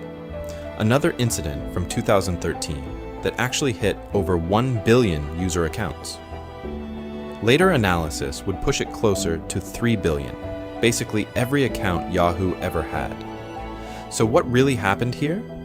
This is a story of a company that used to be the front door of the internet, suddenly looking like it couldn't lock its own front door.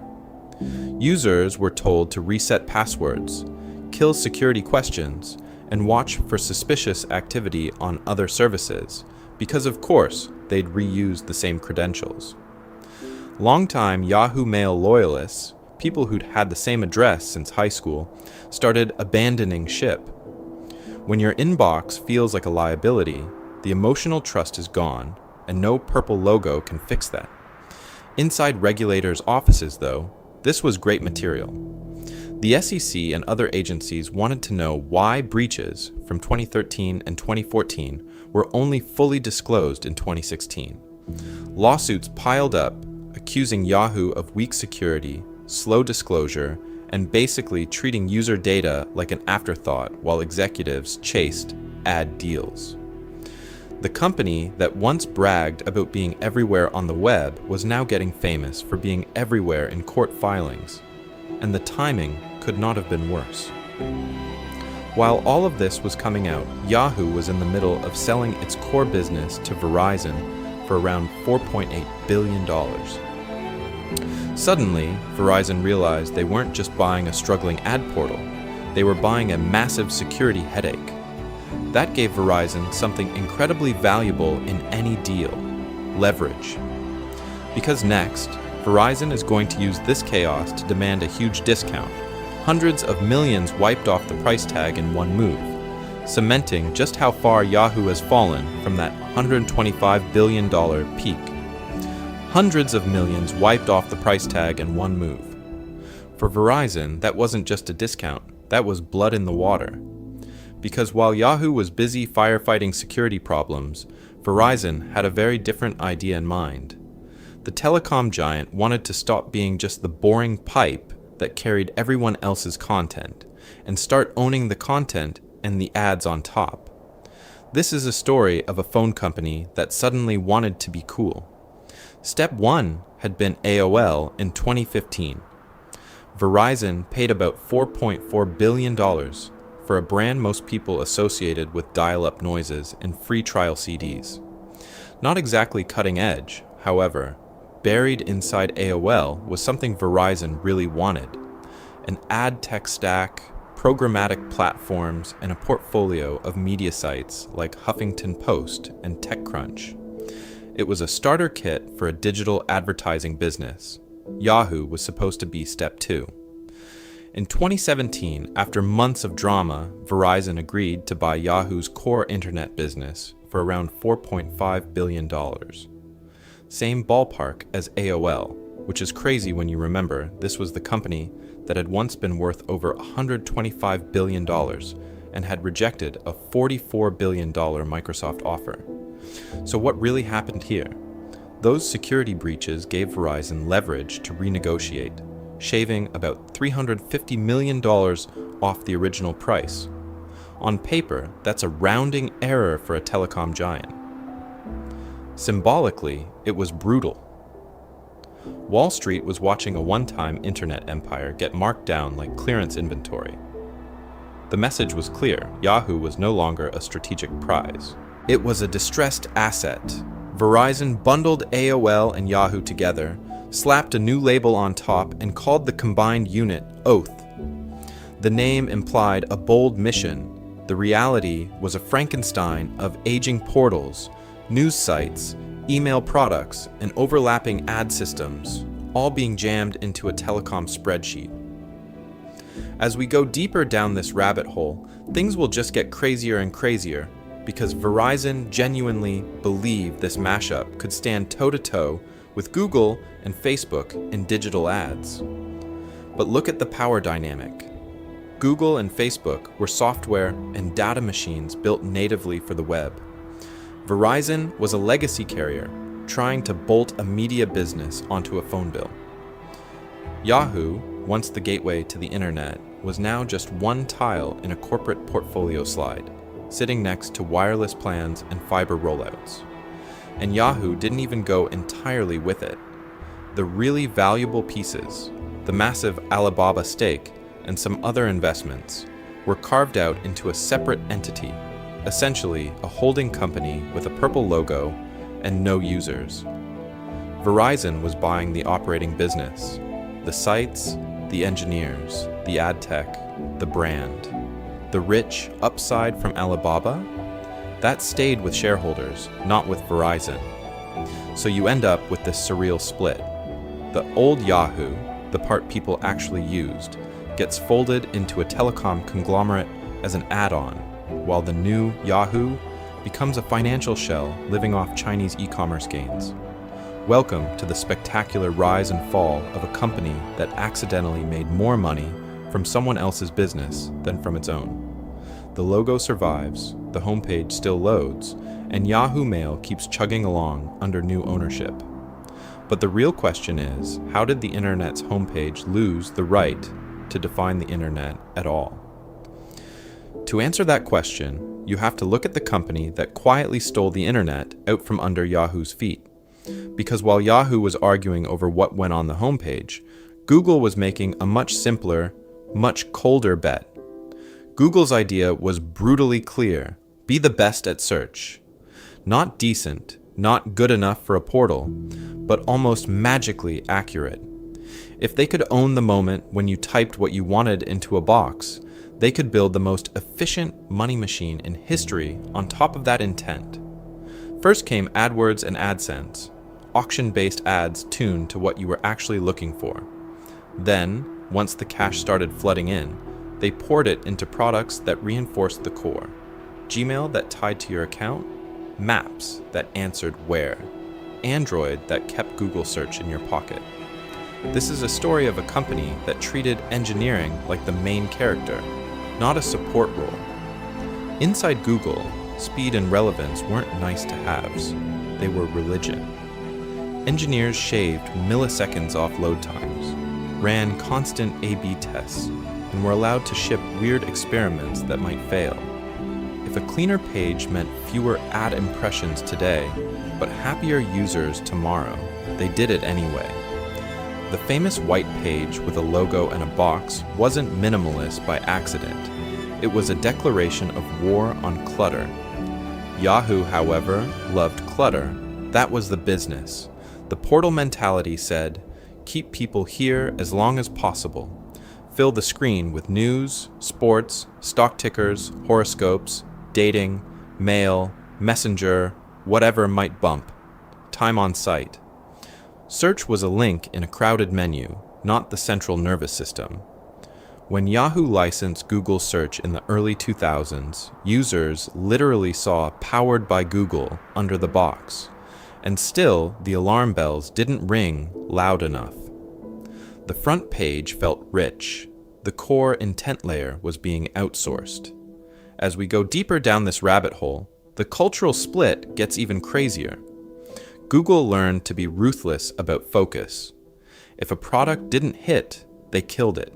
Google Wave, Google Plus, countless labs projects, they were launched, measured, and quietly buried when they didn't serve the long game of search, ads, and data. Saying no to distractions was part of the operating system. Yahoo did the opposite. It collected products like souvenirs, GeoCities, Flickr, Tumblr, Yahoo 360, multiple messaging apps, overlapping news portals. Each new CEO arrived with a fresh strategy. But the old stuff never really died. Teams were merged, rebranded, half-finished revamps shipped, but very little was cleanly shut down. On paper, Yahoo owned everything: content, community, communication. In reality, it owned a junk drawer. So what really happened here? In a networked world, the power position isn't owning the loudest front page. It's owning the quiet moment before every click, when a user tells you exactly what they want. Google bet the company on that layer. Yahoo bet on being a busy lobby. And when the entire internet moved from portals to intent, from homepages to search boxes and app icons, only one of those bets aged well.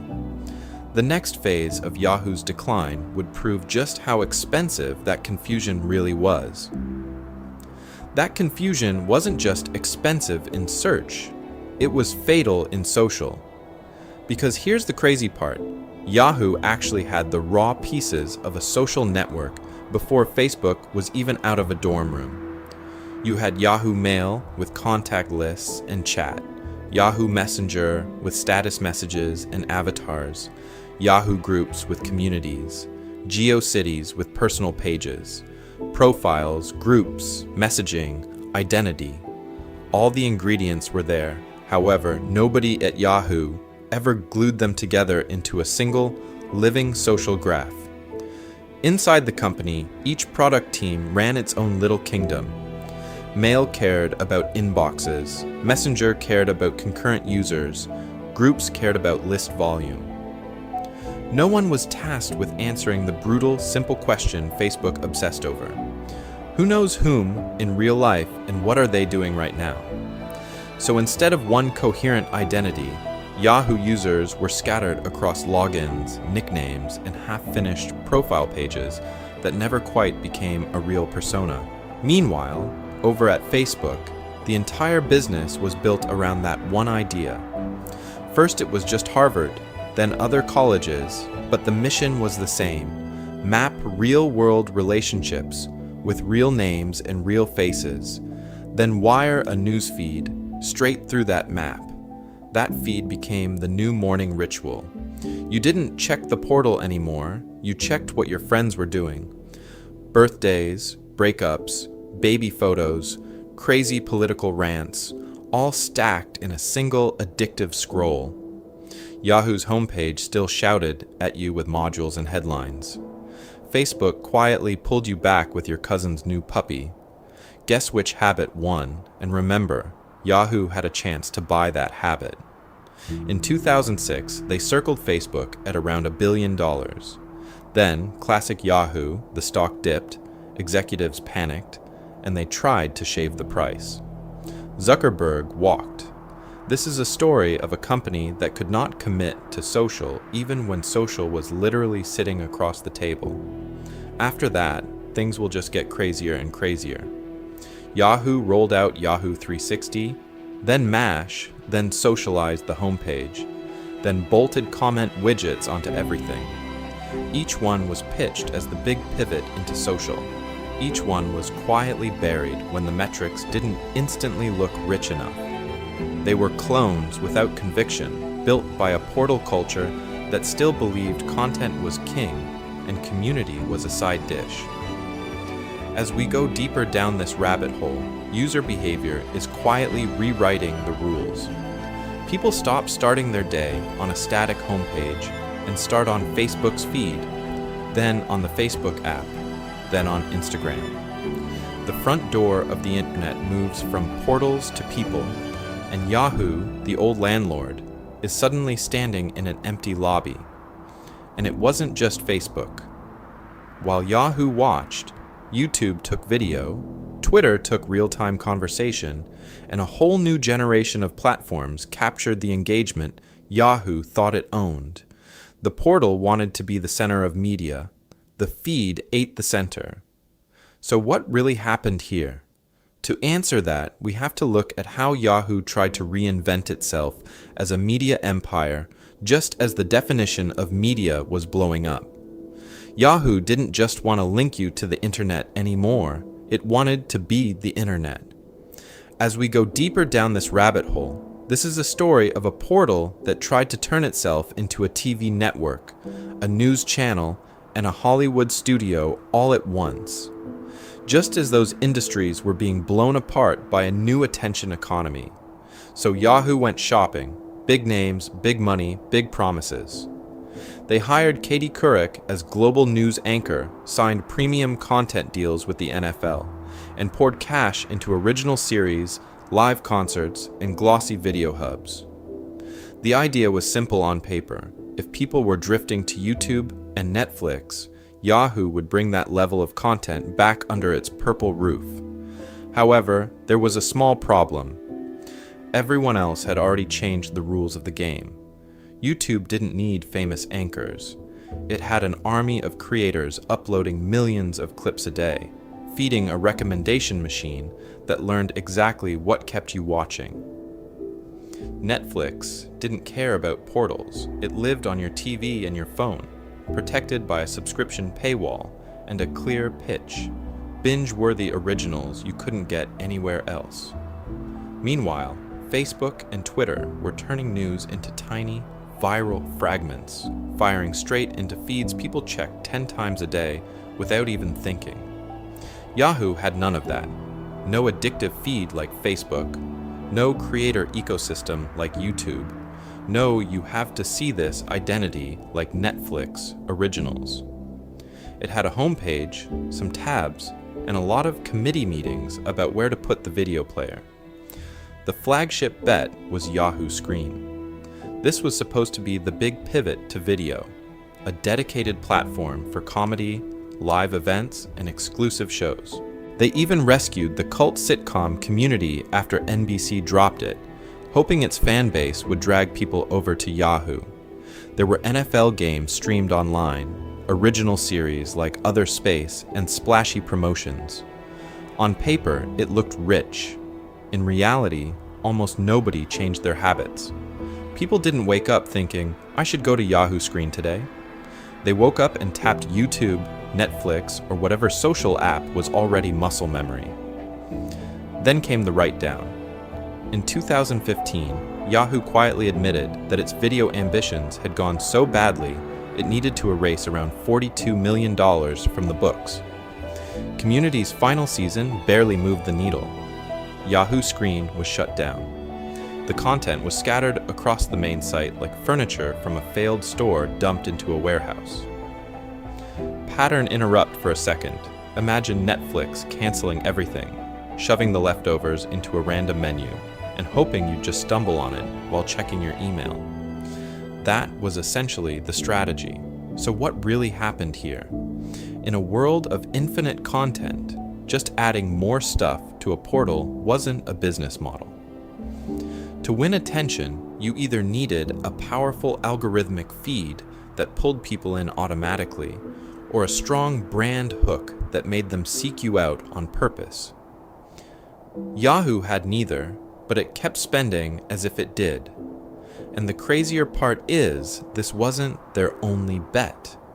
While the media push sputtered, another, even bigger decision was looming: what to do with the one asset that was secretly propping up the entire company.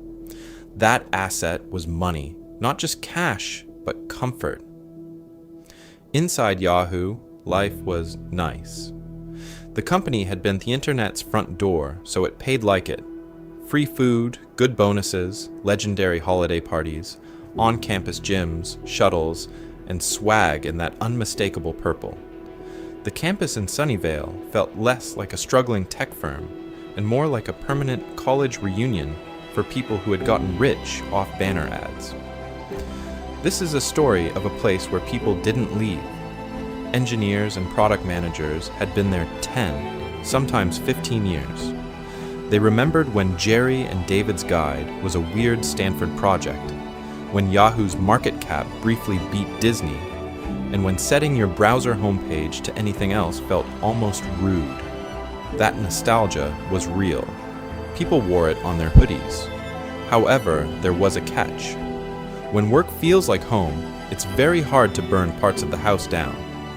Killing a beloved but underperforming product wasn't just a spreadsheet decision. It meant telling your friends their last decade didn't matter. Shutting down a quirky social feature or exiting a random international homepage wasn't seen as ruthless focus. Inside the purple bubble, it felt like betrayal. So what really happened here when someone suggested a brutal call? Imagine a meeting where data clearly showed a product was dying. Traffic down, ad rates collapsing, competitors eating its lunch. Outside, any aggressive CEO would say, kill it, reassign the team, move on. Inside Yahoo, the conversation turned into, can we rebrand it? Can we move it on the homepage? Can we merge it with 3 other half-dead things and see what happens? And the homepage was its own battlefield. Stories of internal politics around that purple front page are almost comical. Teams fought over a few pixels of real estate like it was beachfront property. One group would sneak their module a little higher. Another would complain their click-through rate dropped because of a font change. Product naming became a turf war. Who owned news? Who owned social? Why were there 3 overlapping photo products and 4 ways to send a message? Everyone wanted the glory slot, but no one wanted to be the one whose thing got removed. Contrast that with Amazon or Facebook. At Amazon, if the data says users don't click, the feature dies. Full stop. At Facebook, entire teams woke up to find their product demoted in the newsfeed and were told, basically, ship something better.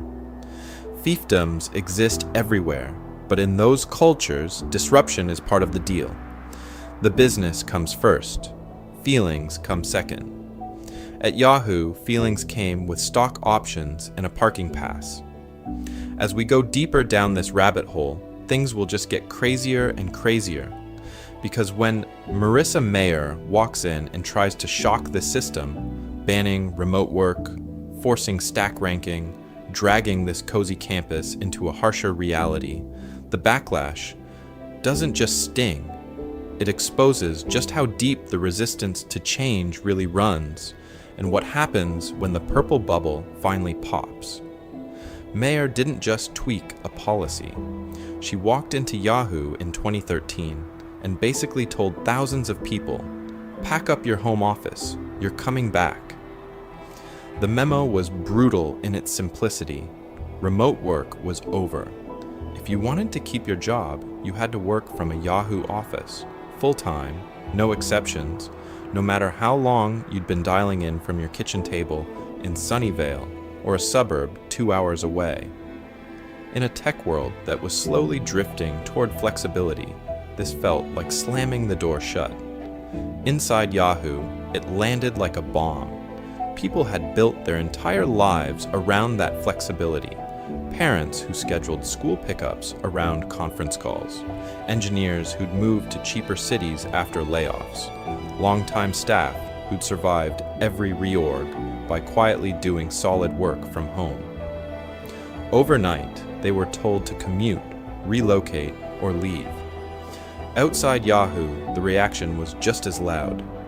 Commentators called the move regressive, out of touch, a sign that Yahoo didn't get where modern work was heading. So what really happened here? Mayer wasn't just waking up one morning and deciding she hated pajamas. According to people inside the company, she'd pulled VPN logs and seen something uncomfortable, a big chunk of remote employees barely logging in. Some were ghosts, others were coasting.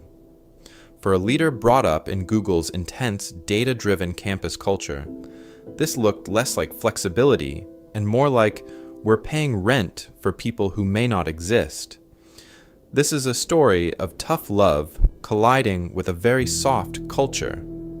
Mayer looked at a company that had missed Google, missed Facebook, missed mobile, and she decided the problem wasn't only strategy, it was energy, speed, the feeling that Yahoo had turned into a place where you could hide. The remote work ban was her shock therapy. Force everyone into the same buildings, crank up collaboration, make it obvious who was actually doing the work and who was just forwarding emails. And to be fair, some things did get sharper. Managers suddenly had to pay attention. Meetings actually had faces in them.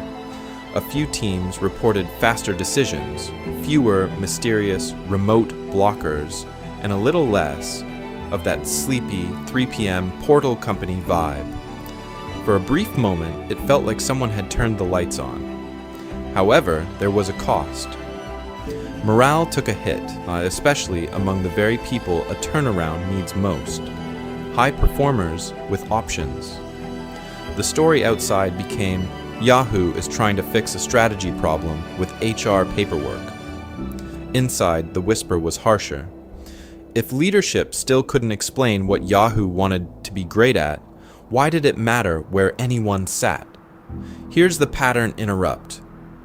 Imagine telling a company that doesn't know if it's a media portal, a search engine, or a mobile startup that the real issue is badge swipes. You can feel the disconnect.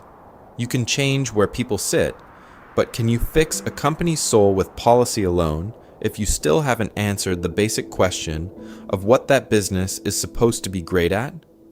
As we go deeper down this rabbit hole, that question will haunt every decision Yahoo makes next, and things will just get crazier and crazier when real money finally comes into play. Yahoo's answer to that question was literally a single screen. For a decade, the company's entire religion was the homepage. One page, one front door, one giant billboard to the entire internet. Inside Yahoo, that wasn't just a product, it was prime real estate. Editors fought over pixels the way developers at a real tech company fought over APIs. If the movies team got a box above the fold, traffic surged. If finance was pushed down, someone's quarterly bonus quietly died. Advertisers knew it too. You didn't just buy an ad, you bought a slice of the front page of the web. This is a story of a business that genuinely believed the web should look like a newspaper. Human editors at the top, sections laid out neatly, everyone seeing roughly the same thing. It felt orderly, it felt safe. It also felt very 1999. However, when you control the front page, it can make you rich enough that questioning the whole idea starts to feel like heresy. Then the feeds showed up. Facebook's newsfeed, Twitter's timeline, YouTube's recommendation river. No more single front door. Just endless, personalized scroll. What you saw wasn't what your neighbor saw. It was what the algorithm thought would keep you from ever looking away. The power shifted overnight. On Yahoo, an editor might decide that a celebrity divorce deserved the top slot. On Facebook, the system quietly watched which divorces you actually clicked, for how long, from which device, and then cloned that feeling across 2 billion people. One was curation, the other was compulsion. So what really happened here is that Yahoo tried to have it both ways. They bolted on little personalization widgets, added My Yahoo dashboards, sprinkled in news streams and For You boxes. But the skeleton of the company never changed. The homepage was still the sun. Everything else just orbited around it. Culturally, that mattered. Teams still fought to get onto the portal because that was where the money was. Sales still sold big, splashy takeovers. Executives still talked about eyeballs on the front page, while Facebook quietly optimized. For minutes watched inside an app you never really left. Yahoo was rearranging the furniture in the lobby while everyone else was secretly building entire cities. And outside the building, the psychology of users flipped. You didn't type yahoo.com and then go somewhere. You opened Facebook or Twitter or later Instagram, and the somewhere came to you. Every app became its own customized homepage, tuned to your habits, your friends, your weird late-night rabbit holes. As we go deeper down this rabbit hole, the crazy part is that Yahoo didn't just lose to Google, Facebook, or YouTube. It lost to a different mental model of what the internet even is. And for every company still clinging to a legacy front door today, that's not just history. That's a warning shot for what comes next. Yahoo didn't just lose the future because the product was old. It lost it because the way decisions got made was even older. Go back to the greatest what-ifs in internet history. Passing on Google when it was a scrappy search startup. Fumbling Facebook when it was begging for distribution. Rejecting Microsoft's $44 billion lifeline. Different years, different CEOs, different market cycles. Same room, same dynamic.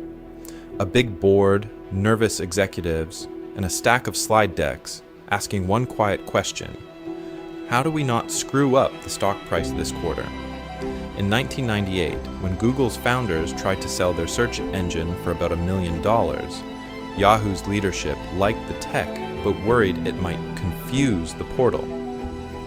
In 2002, when the price was closer to $3 billion, the answer was that it was too expensive. Committees could always find a reason the bold move was just a little too bold. It was safer to buy banner ads from Google than to actually own Google. Same story with Facebook.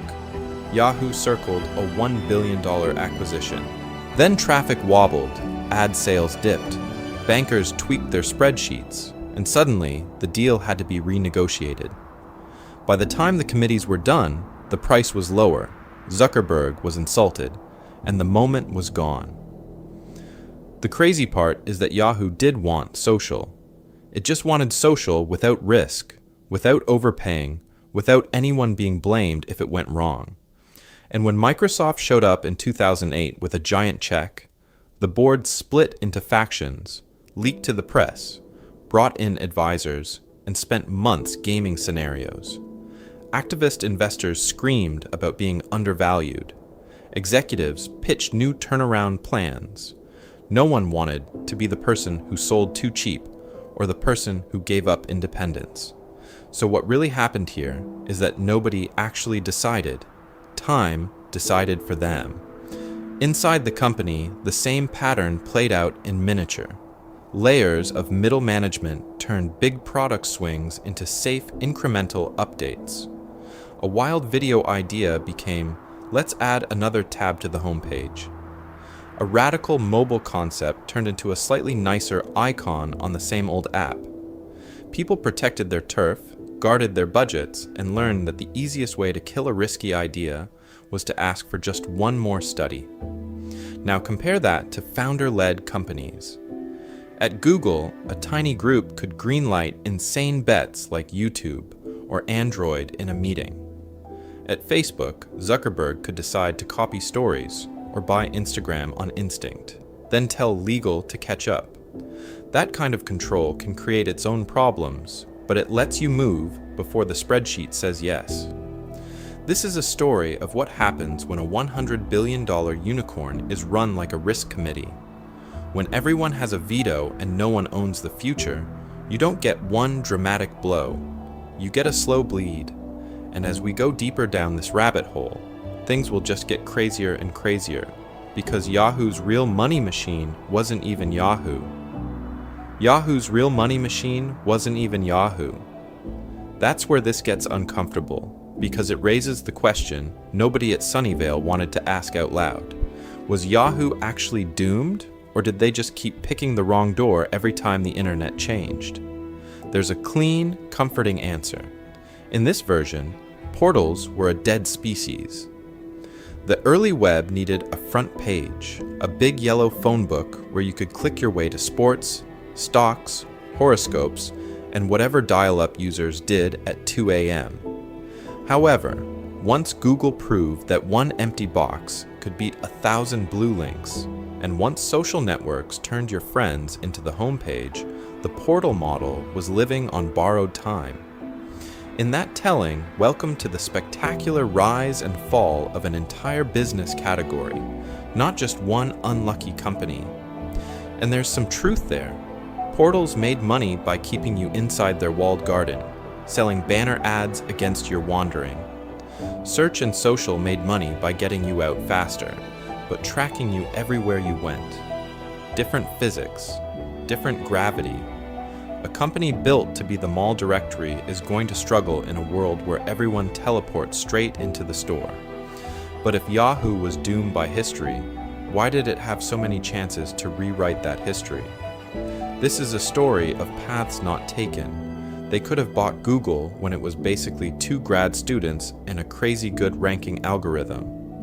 They could have leaned into Flickr and Delicious and really committed to social years before Facebook escaped the dorm room. They could have taken Microsoft's $44 billion offer, handed shareholders a win, and let someone else deal with the problems. Instead, they hesitated, negotiated, or flinched over and over. So what really happened here is less no options and more too many options, no conviction. Timing and path dependence did the rest. Early success as the portal made Yahoo rich, in cash and poor in urgency. When your banner ads are printing money and your logo is on every browser's start page, it's very hard to believe some minimalist search box is the future. It's even harder when every internal meeting is a tug of war between media people, product people, and finance people all defending their slice of yesterday. Meanwhile, other companies stared down the same cliff and jumped. Netflix walked away from DVDs to bet on streaming.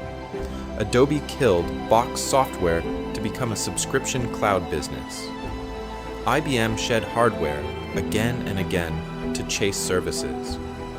On the other side, you've got MySpace, BlackBerry, Nokia, all clinging to the thing that first made them big, while the ground shifted under their feet. Yahoo sits awkwardly in the middle of that spectrum. Not a clean, sudden death, but a long, confusing identity crisis. As we go deeper down this rabbit hole, things will just get crazier and crazier, because the weirdest twist is still coming. Yahoo actually won one of the greatest internet bets of all time. And almost nobody using the modern web realizes they're touching Yahoo's ghost every single day. Yahoo's body died, but its organs were transplanted all over the modern internet. You just don't see the scar tissue. Inside Google, Facebook, Uber, Airbnb, and a long list of venture firms, there's a quiet Yahoo diaspora. Early Google executives came out of Yahoo's sales machine. Facebook poached product managers who'd grown up in the portal era. Some of the VCs writing rich, breathless checks into the next big platform literally watched the last big platform implode from the inside. They carried the playbook and the caution labels. At Yahoo, they learned how easy it is to confuse traffic with a real business. They saw how committees can turn a clear product idea into a beige, bloated homepage. So when those same people landed in Mountain View or Menlo Park, they pushed harder for focus, for speed, for not running every pixel through 17 review meetings. The irony is brutal. Yahoo couldn't fix Yahoo, but Yahoo alumni helped everyone else avoid becoming Yahoo. And you can still see Yahoo's product DNA everywhere. Open any generic news portal today. Big headline strip across the top, modular content boxes, a right rail of trending stories, a little finance widget, a weather badge. That layout didn't fall from the sky. It's a cleaned up version of the old Yahoo front page. Finance dashboards with watch lists, sparkline charts, and endless ticker symbols. That's Yahoo Finance's fingerprint. Fantasy sports interfaces with drag and drop lineups and live scoring. Yahoo and ESPN basically co-authored that genre. Even early community on the web, message boards, Q&A, niche interest groups owes something to Yahoo groups and Yahoo Answers. Those products became punchlines, but they were proto-Reddit, proto-Discord, proto-Stack Overflow. So what really happened here is not that Yahoo disappeared. It just got stripped for parts. Business schools noticed. Entire MBA sessions are built around the question, how do you go from a $125 billion to a distressed asset sale in under 2 decades? Inside big tech, Yahoo is the slide deck nobody wants to star in. Executives tell internal war stories about the portal that missed Google, fumbled Facebook, and tried to be a media company, a tech company, and a mobile startup all at once. The lesson is simple and brutal. If you don't know what you are, the market will decide for you. However, the ghost isn't just academic. Yahoo Mail still has hundreds of millions of accounts quietly chugging along. Yahoo Finance remains a default tab for retail traders and board office workers checking their portfolio during meetings. The purple logo still appears in login dialogues, forgotten subdomains, and the footer of random fantasy leagues your uncle refuses to leave. It's like running into an X at the grocery store. Slightly awkward, undeniably familiar, somehow still part of your life. This is a story of a company that accidentally became a warning system. For every comfortable near monopoly today, your favorite search engine, your go-to social feed, there's a giant purple "Don't do this" sign blinking in the background. Ignore focus, let culture rot, take your users for granted, and you're not just competing with Yahoo's past. You're auditioning to become its sequel. And the craziest part is Yahoo actually placed one legendary bet that should have guaranteed it never had to worry about money again. And that's where the story goes completely off the rails. That one legendary bet is where Yahoo stops being just a company and starts looking like a kind of soft cult. Not a hooded, robes in the woods cult. A khakis and bad banner ads cult built around one sacred object, the homepage. In the late 90s, the idea was simple and incredibly seductive. If everyone starts their day at yahoo.com, you own the front door to the internet. Control the front page, control the clicks. Control the clicks, control the money. This is a story of executives who genuinely believed that one screen, loaded in Netscape or Internet Explorer, was destiny.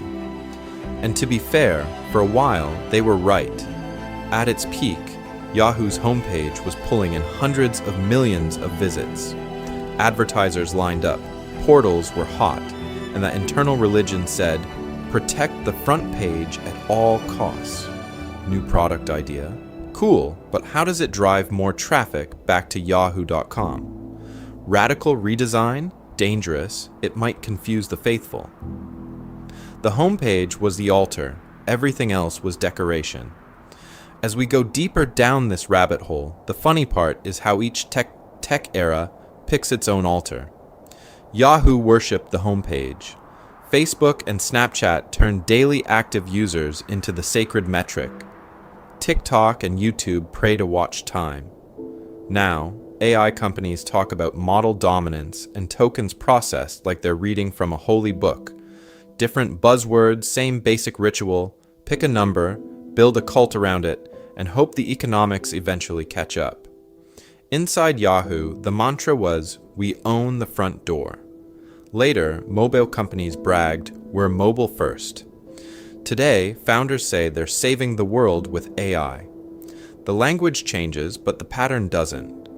A charismatic narrative makes the business feel bigger, richer, more inevitable than it really is. However, when you zoom out, a lot of that confidence is covering up the same old problems: weak unit economics, strategic drift, and leaders who are a lot better at selling the story than fixing the product. The crazy thing is, Yahoo didn't even get the dramatic Netflix docuseries kind of collapse. No perp walk, no founder on a private jet reading self-help books about disruption. Its downfall was slow, bureaucratic, and painfully polite. Committees, reorgs, and PowerPoints. While WeWork was being accused of being a cult on the front page of every newspaper, Yahoo's cult of the homepage was just fading out. And that's why it's easy to ignore. There's no single day you can circle on the calendar and say, that's when Yahoo died. It just quietly slid from the internet's homepage to a trivia question. So, what really happened here? How do you go from owning the front door to almost nothing without anyone noticing the exact moment the lights went out? There was no funeral, no headline that said Yahoo 1994-2017. It didn't explode, it just thinned out. One day your parents quietly switched their homepage to Google. Your school stopped telling kids to check Yahoo for research. You made a Gmail account for college and never bothered to forward the old Yahoo mail. The crazy part is, you probably can't name the exact day any of that happened. That's the danger. Inside Yahoo, the numbers still looked rich for a long time. Hundreds of millions of users, billions of page views, money still coming in from banner ads and that big Alibaba stake. Quarter to quarter, the graphs wiggled, but they didn't fall off a cliff. So on PowerPoint slides, it was easy to say, we're fine, we're still huge. Look at all this traffic. This is the boiling frog effect in corporate form. The water heats up 1 degree at a time. A tiny drop in search share this quarter. A slight dip in homepage traffic the next. A little more engagement leaking to Facebook. A few more searches going to Google. Nothing that screams, panic now. Everything that screams, you'll regret this in 10 years. Employees did what humans always do when the problems are slow and boring. They rationalized. Losing search to Google? Well, we're a media company now. Talent leaving for Facebook? They just want startup equity, we're still the safer bet. Mobile is eating the world? Don't worry. We've got a weather app and a mail app. We're in the game. On paper, each argument sounds reasonable. In aggregate, it's deadly. Compare that to a collapse like MySpace. There, you can point to Facebook's clean blue interface, the privacy scandals, the News Corp deal, and say that's when the music stopped. Or Theranos, where one Wall Street Journal investigation basically detonated the entire business overnight. Those are spectacular blow-ups. They come with villains, whistleblowers, courtroom sketches. Yahoo's story is quieter, and in a way, scarier. No single product launch killed it. No one lawsuit, no one memo. Just a long series of small, committee-approved decisions that slowly traded default status for optional extra. As we go deeper down this rabbit hole, you'll see that almost every inflection point at Yahoo had a meeting, a compromise, a safe choice. Pattern interrupt. Imagine if there had been a Yahoo is dead day, a brutal earnings call, a mass user exodus, a scandal big enough that nobody could pretend anymore. Ironically, that might have saved them. Shock forces clarity. Comfort lets you drift. So what really happened here is not a single bad idea, but a culture that made slow decline feel acceptable.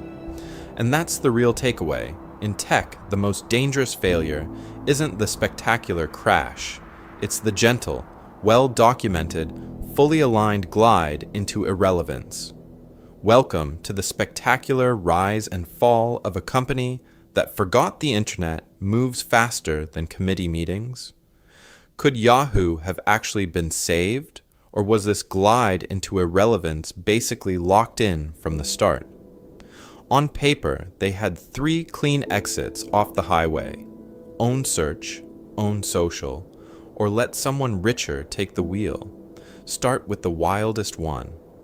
In the late 90s and again in 2002, Yahoo could have bought Google for what is now the price of a nice San Francisco townhouse.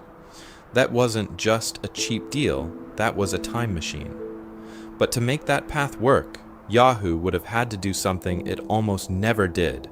Pick one idea and burn the rest. Commit to search. Kill the cluttered portal homepage. Stop treating algorithmic ranking as a side feature, and instead bet the whole business on it. That means shutting down or sidelining beloved products, from directory categories to random media experiments, and handing real power to engineers instead of ad sales. However, that kind of ruthless focus is painful. You're telling the people who built the old Yahoo that their baby is ugly. You're accepting lower revenue in the short term while you rebuild the engine. You're letting technical leadership, not the sales org, decide what goes on the front page. For a company addicted to banner ad money and committee meetings, that's like asking a cruise ship to become a speedboat overnight. Fork 2 was social. Yahoo circled Facebook, talked deals, and had internal products like Messenger, Groups, and Flickr that were accidentally social before social was a thing. To win there, they needed to either overpay for Facebook early and then get out of the way, or pick one internal product and turn it into a full-blown social network. Again, that demands focus. One brand, one feed, one identity system, and the courage to say, everything else is a distraction. Does that sound like the Yahoo that kept launching overlapping products with slightly different purple logos? Then there's the most boring and maybe most realistic save, the Microsoft acquisition in 2008. Around $47 billion on the table. Take the deal, lock in a rich exit for shareholders, and let Yahoo's assets live on inside a larger ecosystem that actually had the stomach to fight Google. That path doesn't make Yahoo the hero of the story. It makes them the smart character who knows when to cash out. So what really happened here is that each of these paths required a personality transplant. Less consensus, more conviction, less protecting legacies, more killing darlings, and a shareholder base willing to eat short-term pain instead of chasing one more quarter of portal and revenue. Could that culture have changed in time? Maybe. But as we go deeper down this rabbit hole, the crazier question isn't whether Yahoo could have been saved. It's what their slow-motion collapse says about every tech company that thinks, we're too big to screw this up. And that's where things will just get crazier and crazier in the next part. So here's the uncomfortable part. Yahoo isn't just a relic, it's a warning label for every founder who thinks momentum today guarantees relevance tomorrow. This is a story of what happens when you never decide what you're actually building. Yahoo started as Jerry and David's guide and somehow ended up as a portal, a media company, a search engine, a mailbox, a finance dashboard, a fantasy sports hub, a video site, a social network, and eventually a trivia answer. When you're everything, you're nothing. The first lesson is brutal but simple. Pick a product North Star. Know exactly what you're the best in the world at, then align the whole business around that. Org chart, culture, metrics, hiring, even what gets you promoted.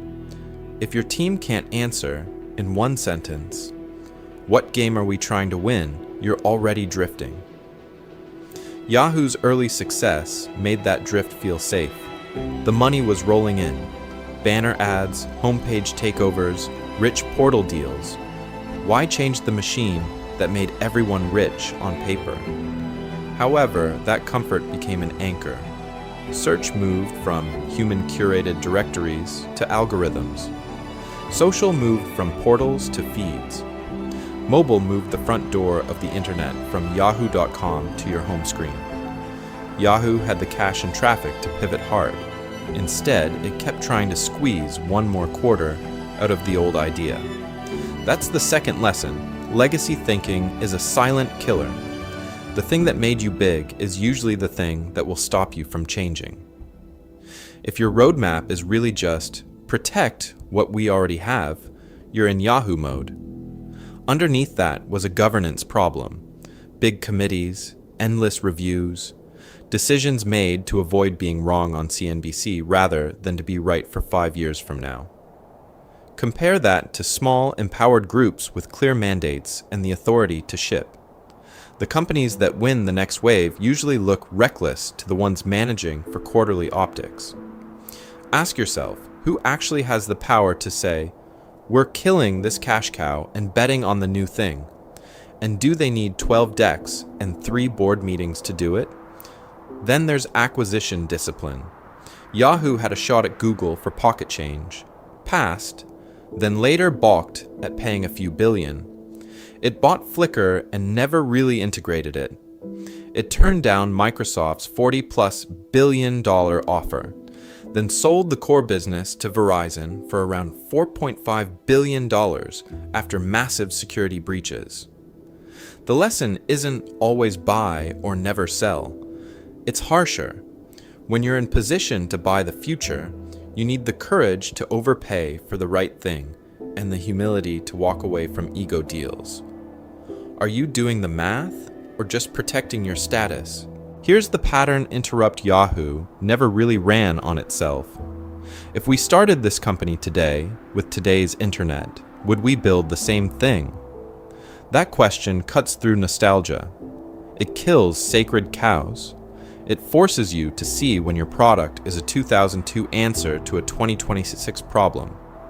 As we go deeper down this rabbit hole, we'll see exactly how often Yahoo faced that question in search, in social, in mobile, and chose comfort instead of conviction.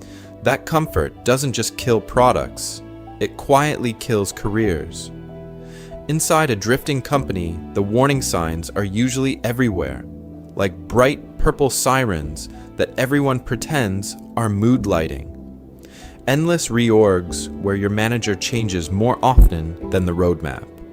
Strategies that pivot every quarter from AI first to video first to metaverse without anything actually shipping. Leadership turnover so constant you stop learning names, and the pettiest fights happening over legacy products that only still exist because some VP staked their bonus on a dashboard from 2009. At Yahoo, this was a whole lifestyle. 1 year, it was a search company, then a portal, then a media empire, then a mobile company. The business card changed faster than the homepage. teams would spend months arguing about the shade of purple on a mail redesign, while Google quietly printed money on search ads. Internally, people knew the toolbar was a joke, but there were still meetings about the toolbar.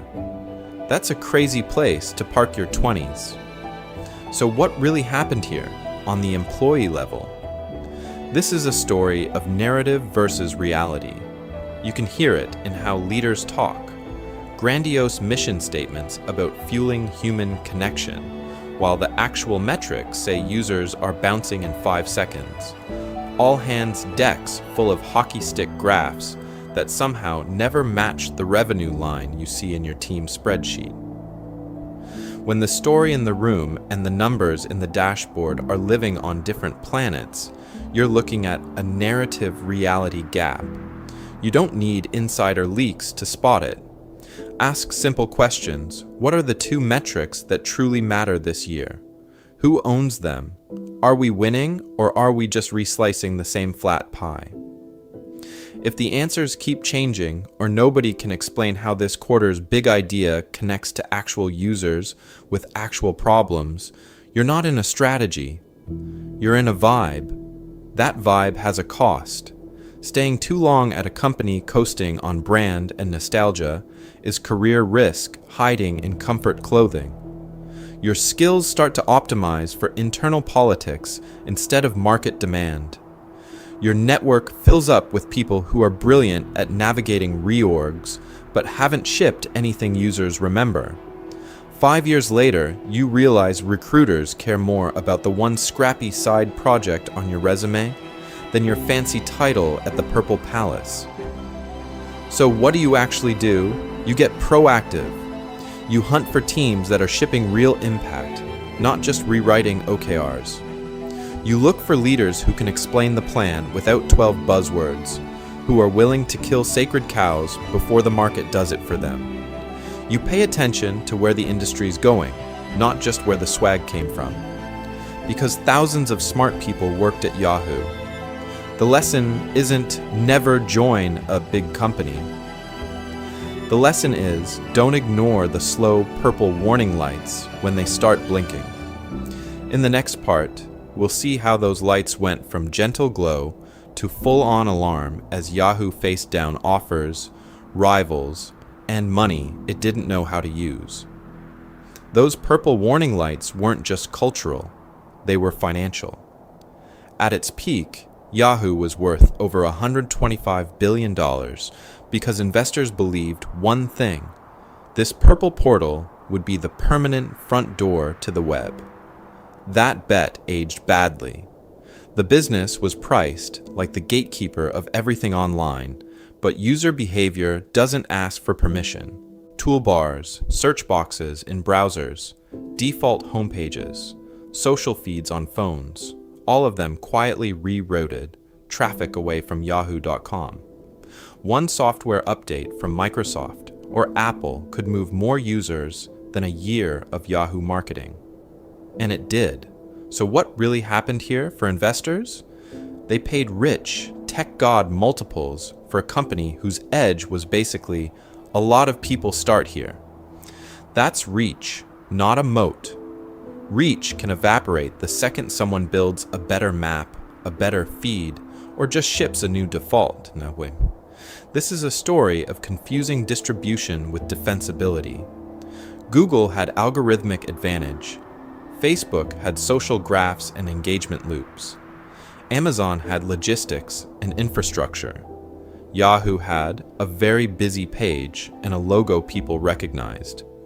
However, none of that stopped users from typing a different URL once search got better somewhere else. The danger is simple.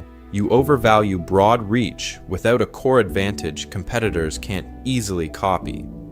A portal with banner ads looks big and safe. A platform with deep data, network effects, or infrastructure actually is big and safe. Investors who treated those as the same thing learned the hard way that portals age like milk. And then there's the crazy twist. The most valuable thing about Yahoo wasn't Yahoo, it was Alibaba. That early stake became a giant chunk of the company's market cap. On paper, investors were rich. In reality, the core portal was deteriorating while the Chinese e-commerce rocket masked the smell. Some of the parts analysis should have been screaming. If you stripped out Alibaba and the cash, what was the actual Yahoo business worth? How fast was the homepage traffic eroding? How competitive was search? When the answer is the non-core asset is the crown jewel, you don't have a quirky side investment. You have a shrinking core. Pattern interrupt for any board watching this. Those crazy acquisition offers you mock in the room? Sometimes they're the only shot you get. Yahoo's board rejected Microsoft's roughly $44 to $47 billion bid, clung to pride, and rode the company all the way down to a $4.5 billion Verizon exit. Playing it safe turned out to be the riskiest move. From the investor side, punishing bold, well-reasoned bets and rewarding timid consensus is how you end up with a portfolio of future Yahoos. The missed Google deal, the hesitation around Facebook, the endless portal strategy, that was mediocrity with great branding. As we go deeper down this rabbit hole, the question becomes brutal but necessary. Are you funding a portal that lives on defaults or a platform with real sticky moats? Price that difference like your money depends on it. Because it does. In 2000, Yahoo was worth more than Disney, News Corp, and Comcast combined. Today, it's the punchline you remember when your old Hotmail address starts to feel cool again. So what really happened here? To see it clearly, you have to rewind the whole tape. Two Stanford grad students hacked together Jerry and David's Guide to the World Wide Web, a side project that's basically a curated bookmark list. That cute little directory becomes Yahoo, the default homepage for the early internet, a $100 billion darling printing money from banner ads and portal deals. From there, this is a story of almost. Yahoo almost owned search, but treated it like a feature, not the business. It almost bought Google for pocket change, then balked again when the price tag hit a few billion. It almost owned social when it circled Facebook, then couldn't pull the trigger. Over and over, the pattern was the same. See the future, invite it to a meeting, then send it home with a polite email. The Microsoft offer in 2008 should have been the plot twist. $40+ billion for a company already drifting. However, Yahoo's leadership said no, convinced the portal could still be turned around, that the brand was too rich to sell. The irony is brutal.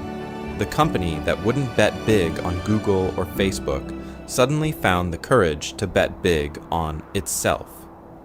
After that, things will just get crazier and crazier. The Alibaba stake becomes a financial lifeline that hides how weak the core business really is. Massive security breaches leak over 1 billion accounts, shredding user trust and literally discounting the sale price. By the time Verizon picks up the remains for around $4.5 billion, the one-time front door of the web is just another asset in a telecom bundle. Yahoo didn't die from one bad bet. It died from 1,000 small, safe decisions that added up to strategic paralysis. Every meeting had consensus. Every product had a sponsor. Every problem could be patched with another acquisition or another tab on the homepage. Focus lost to sprawl. Culture lost to slogans. And that's where this stops being about Yahoo and starts being about everyone else. Any tech giant today that believes its current dominance is permanent is one paradigm shift away from becoming the next Yahoo. Search, social, cloud, AI. None of these moats are magic if you're too scared to kill your own past to own the future. So as we go deeper down this rabbit hole, ask yourself, where was the real point of no return? Was it turning down Google, fumbling Facebook, rejecting Microsoft, Or sleepwalking through those security disasters? More importantly, what does your answer say about the way your company, or your own career, handles its Yahoo moments? So now it's your turn to play Armchair CEO. We've just watched Yahoo go from the front door of the internet to a footnote, from $125 billion darling to wait. That still exists? But so, what really happened here in your opinion? If you had to pick one fork in the road that would have most changed Yahoo's fate, which one is it?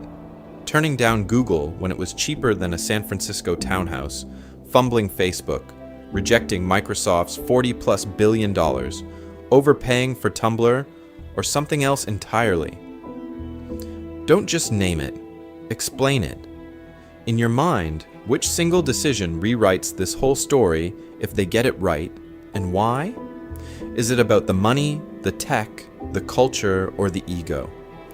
Because this is a story of a company that technically had all four and still managed to trip over its own homepage. And if you were on the inside, this is where it gets interesting. If you ever worked at Yahoo, or at a mini Yahoo, that slowly shrinking portal no one wants to admit is shrinking, drop your stories in the comments. What did it feel like when the outside world still thought the business was rich and unstoppable, but inside it was meetings, committees, and quiet panic?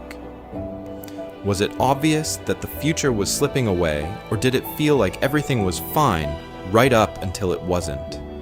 You don't have to name names, but culture leaks out in the details. The project that never shipped, the crazy rebrand no one believed in, the moment you realized the best people were leaving and the only ones staying were there for the free snacks and the logo on the resume.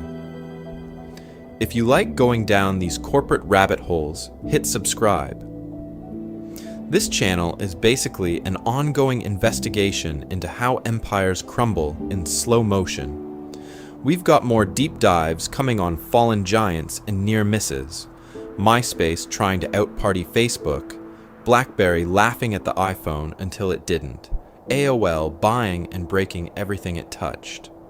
Welcome to the spectacular rise and fall of companies that were too big to fail, right up until they did. Before you click away, try a small exercise. Look at the products and companies you rely on every single day.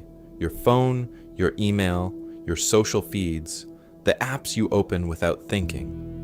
Now ask yourself, what would have to change for this to feel as old and clunky as a portal homepage packed with blue links and dancing banner ads? Is it one missed platform shift? One founder exit? One security disaster that kills trust for good? Because in the end, Yahoo went from the internet's homepage to almost nothing, not because the web changed, but because Yahoo didn't change with it. The web will keep moving. The portals will keep closing. The only real question left is, who's next? And will anyone inside see it coming in time?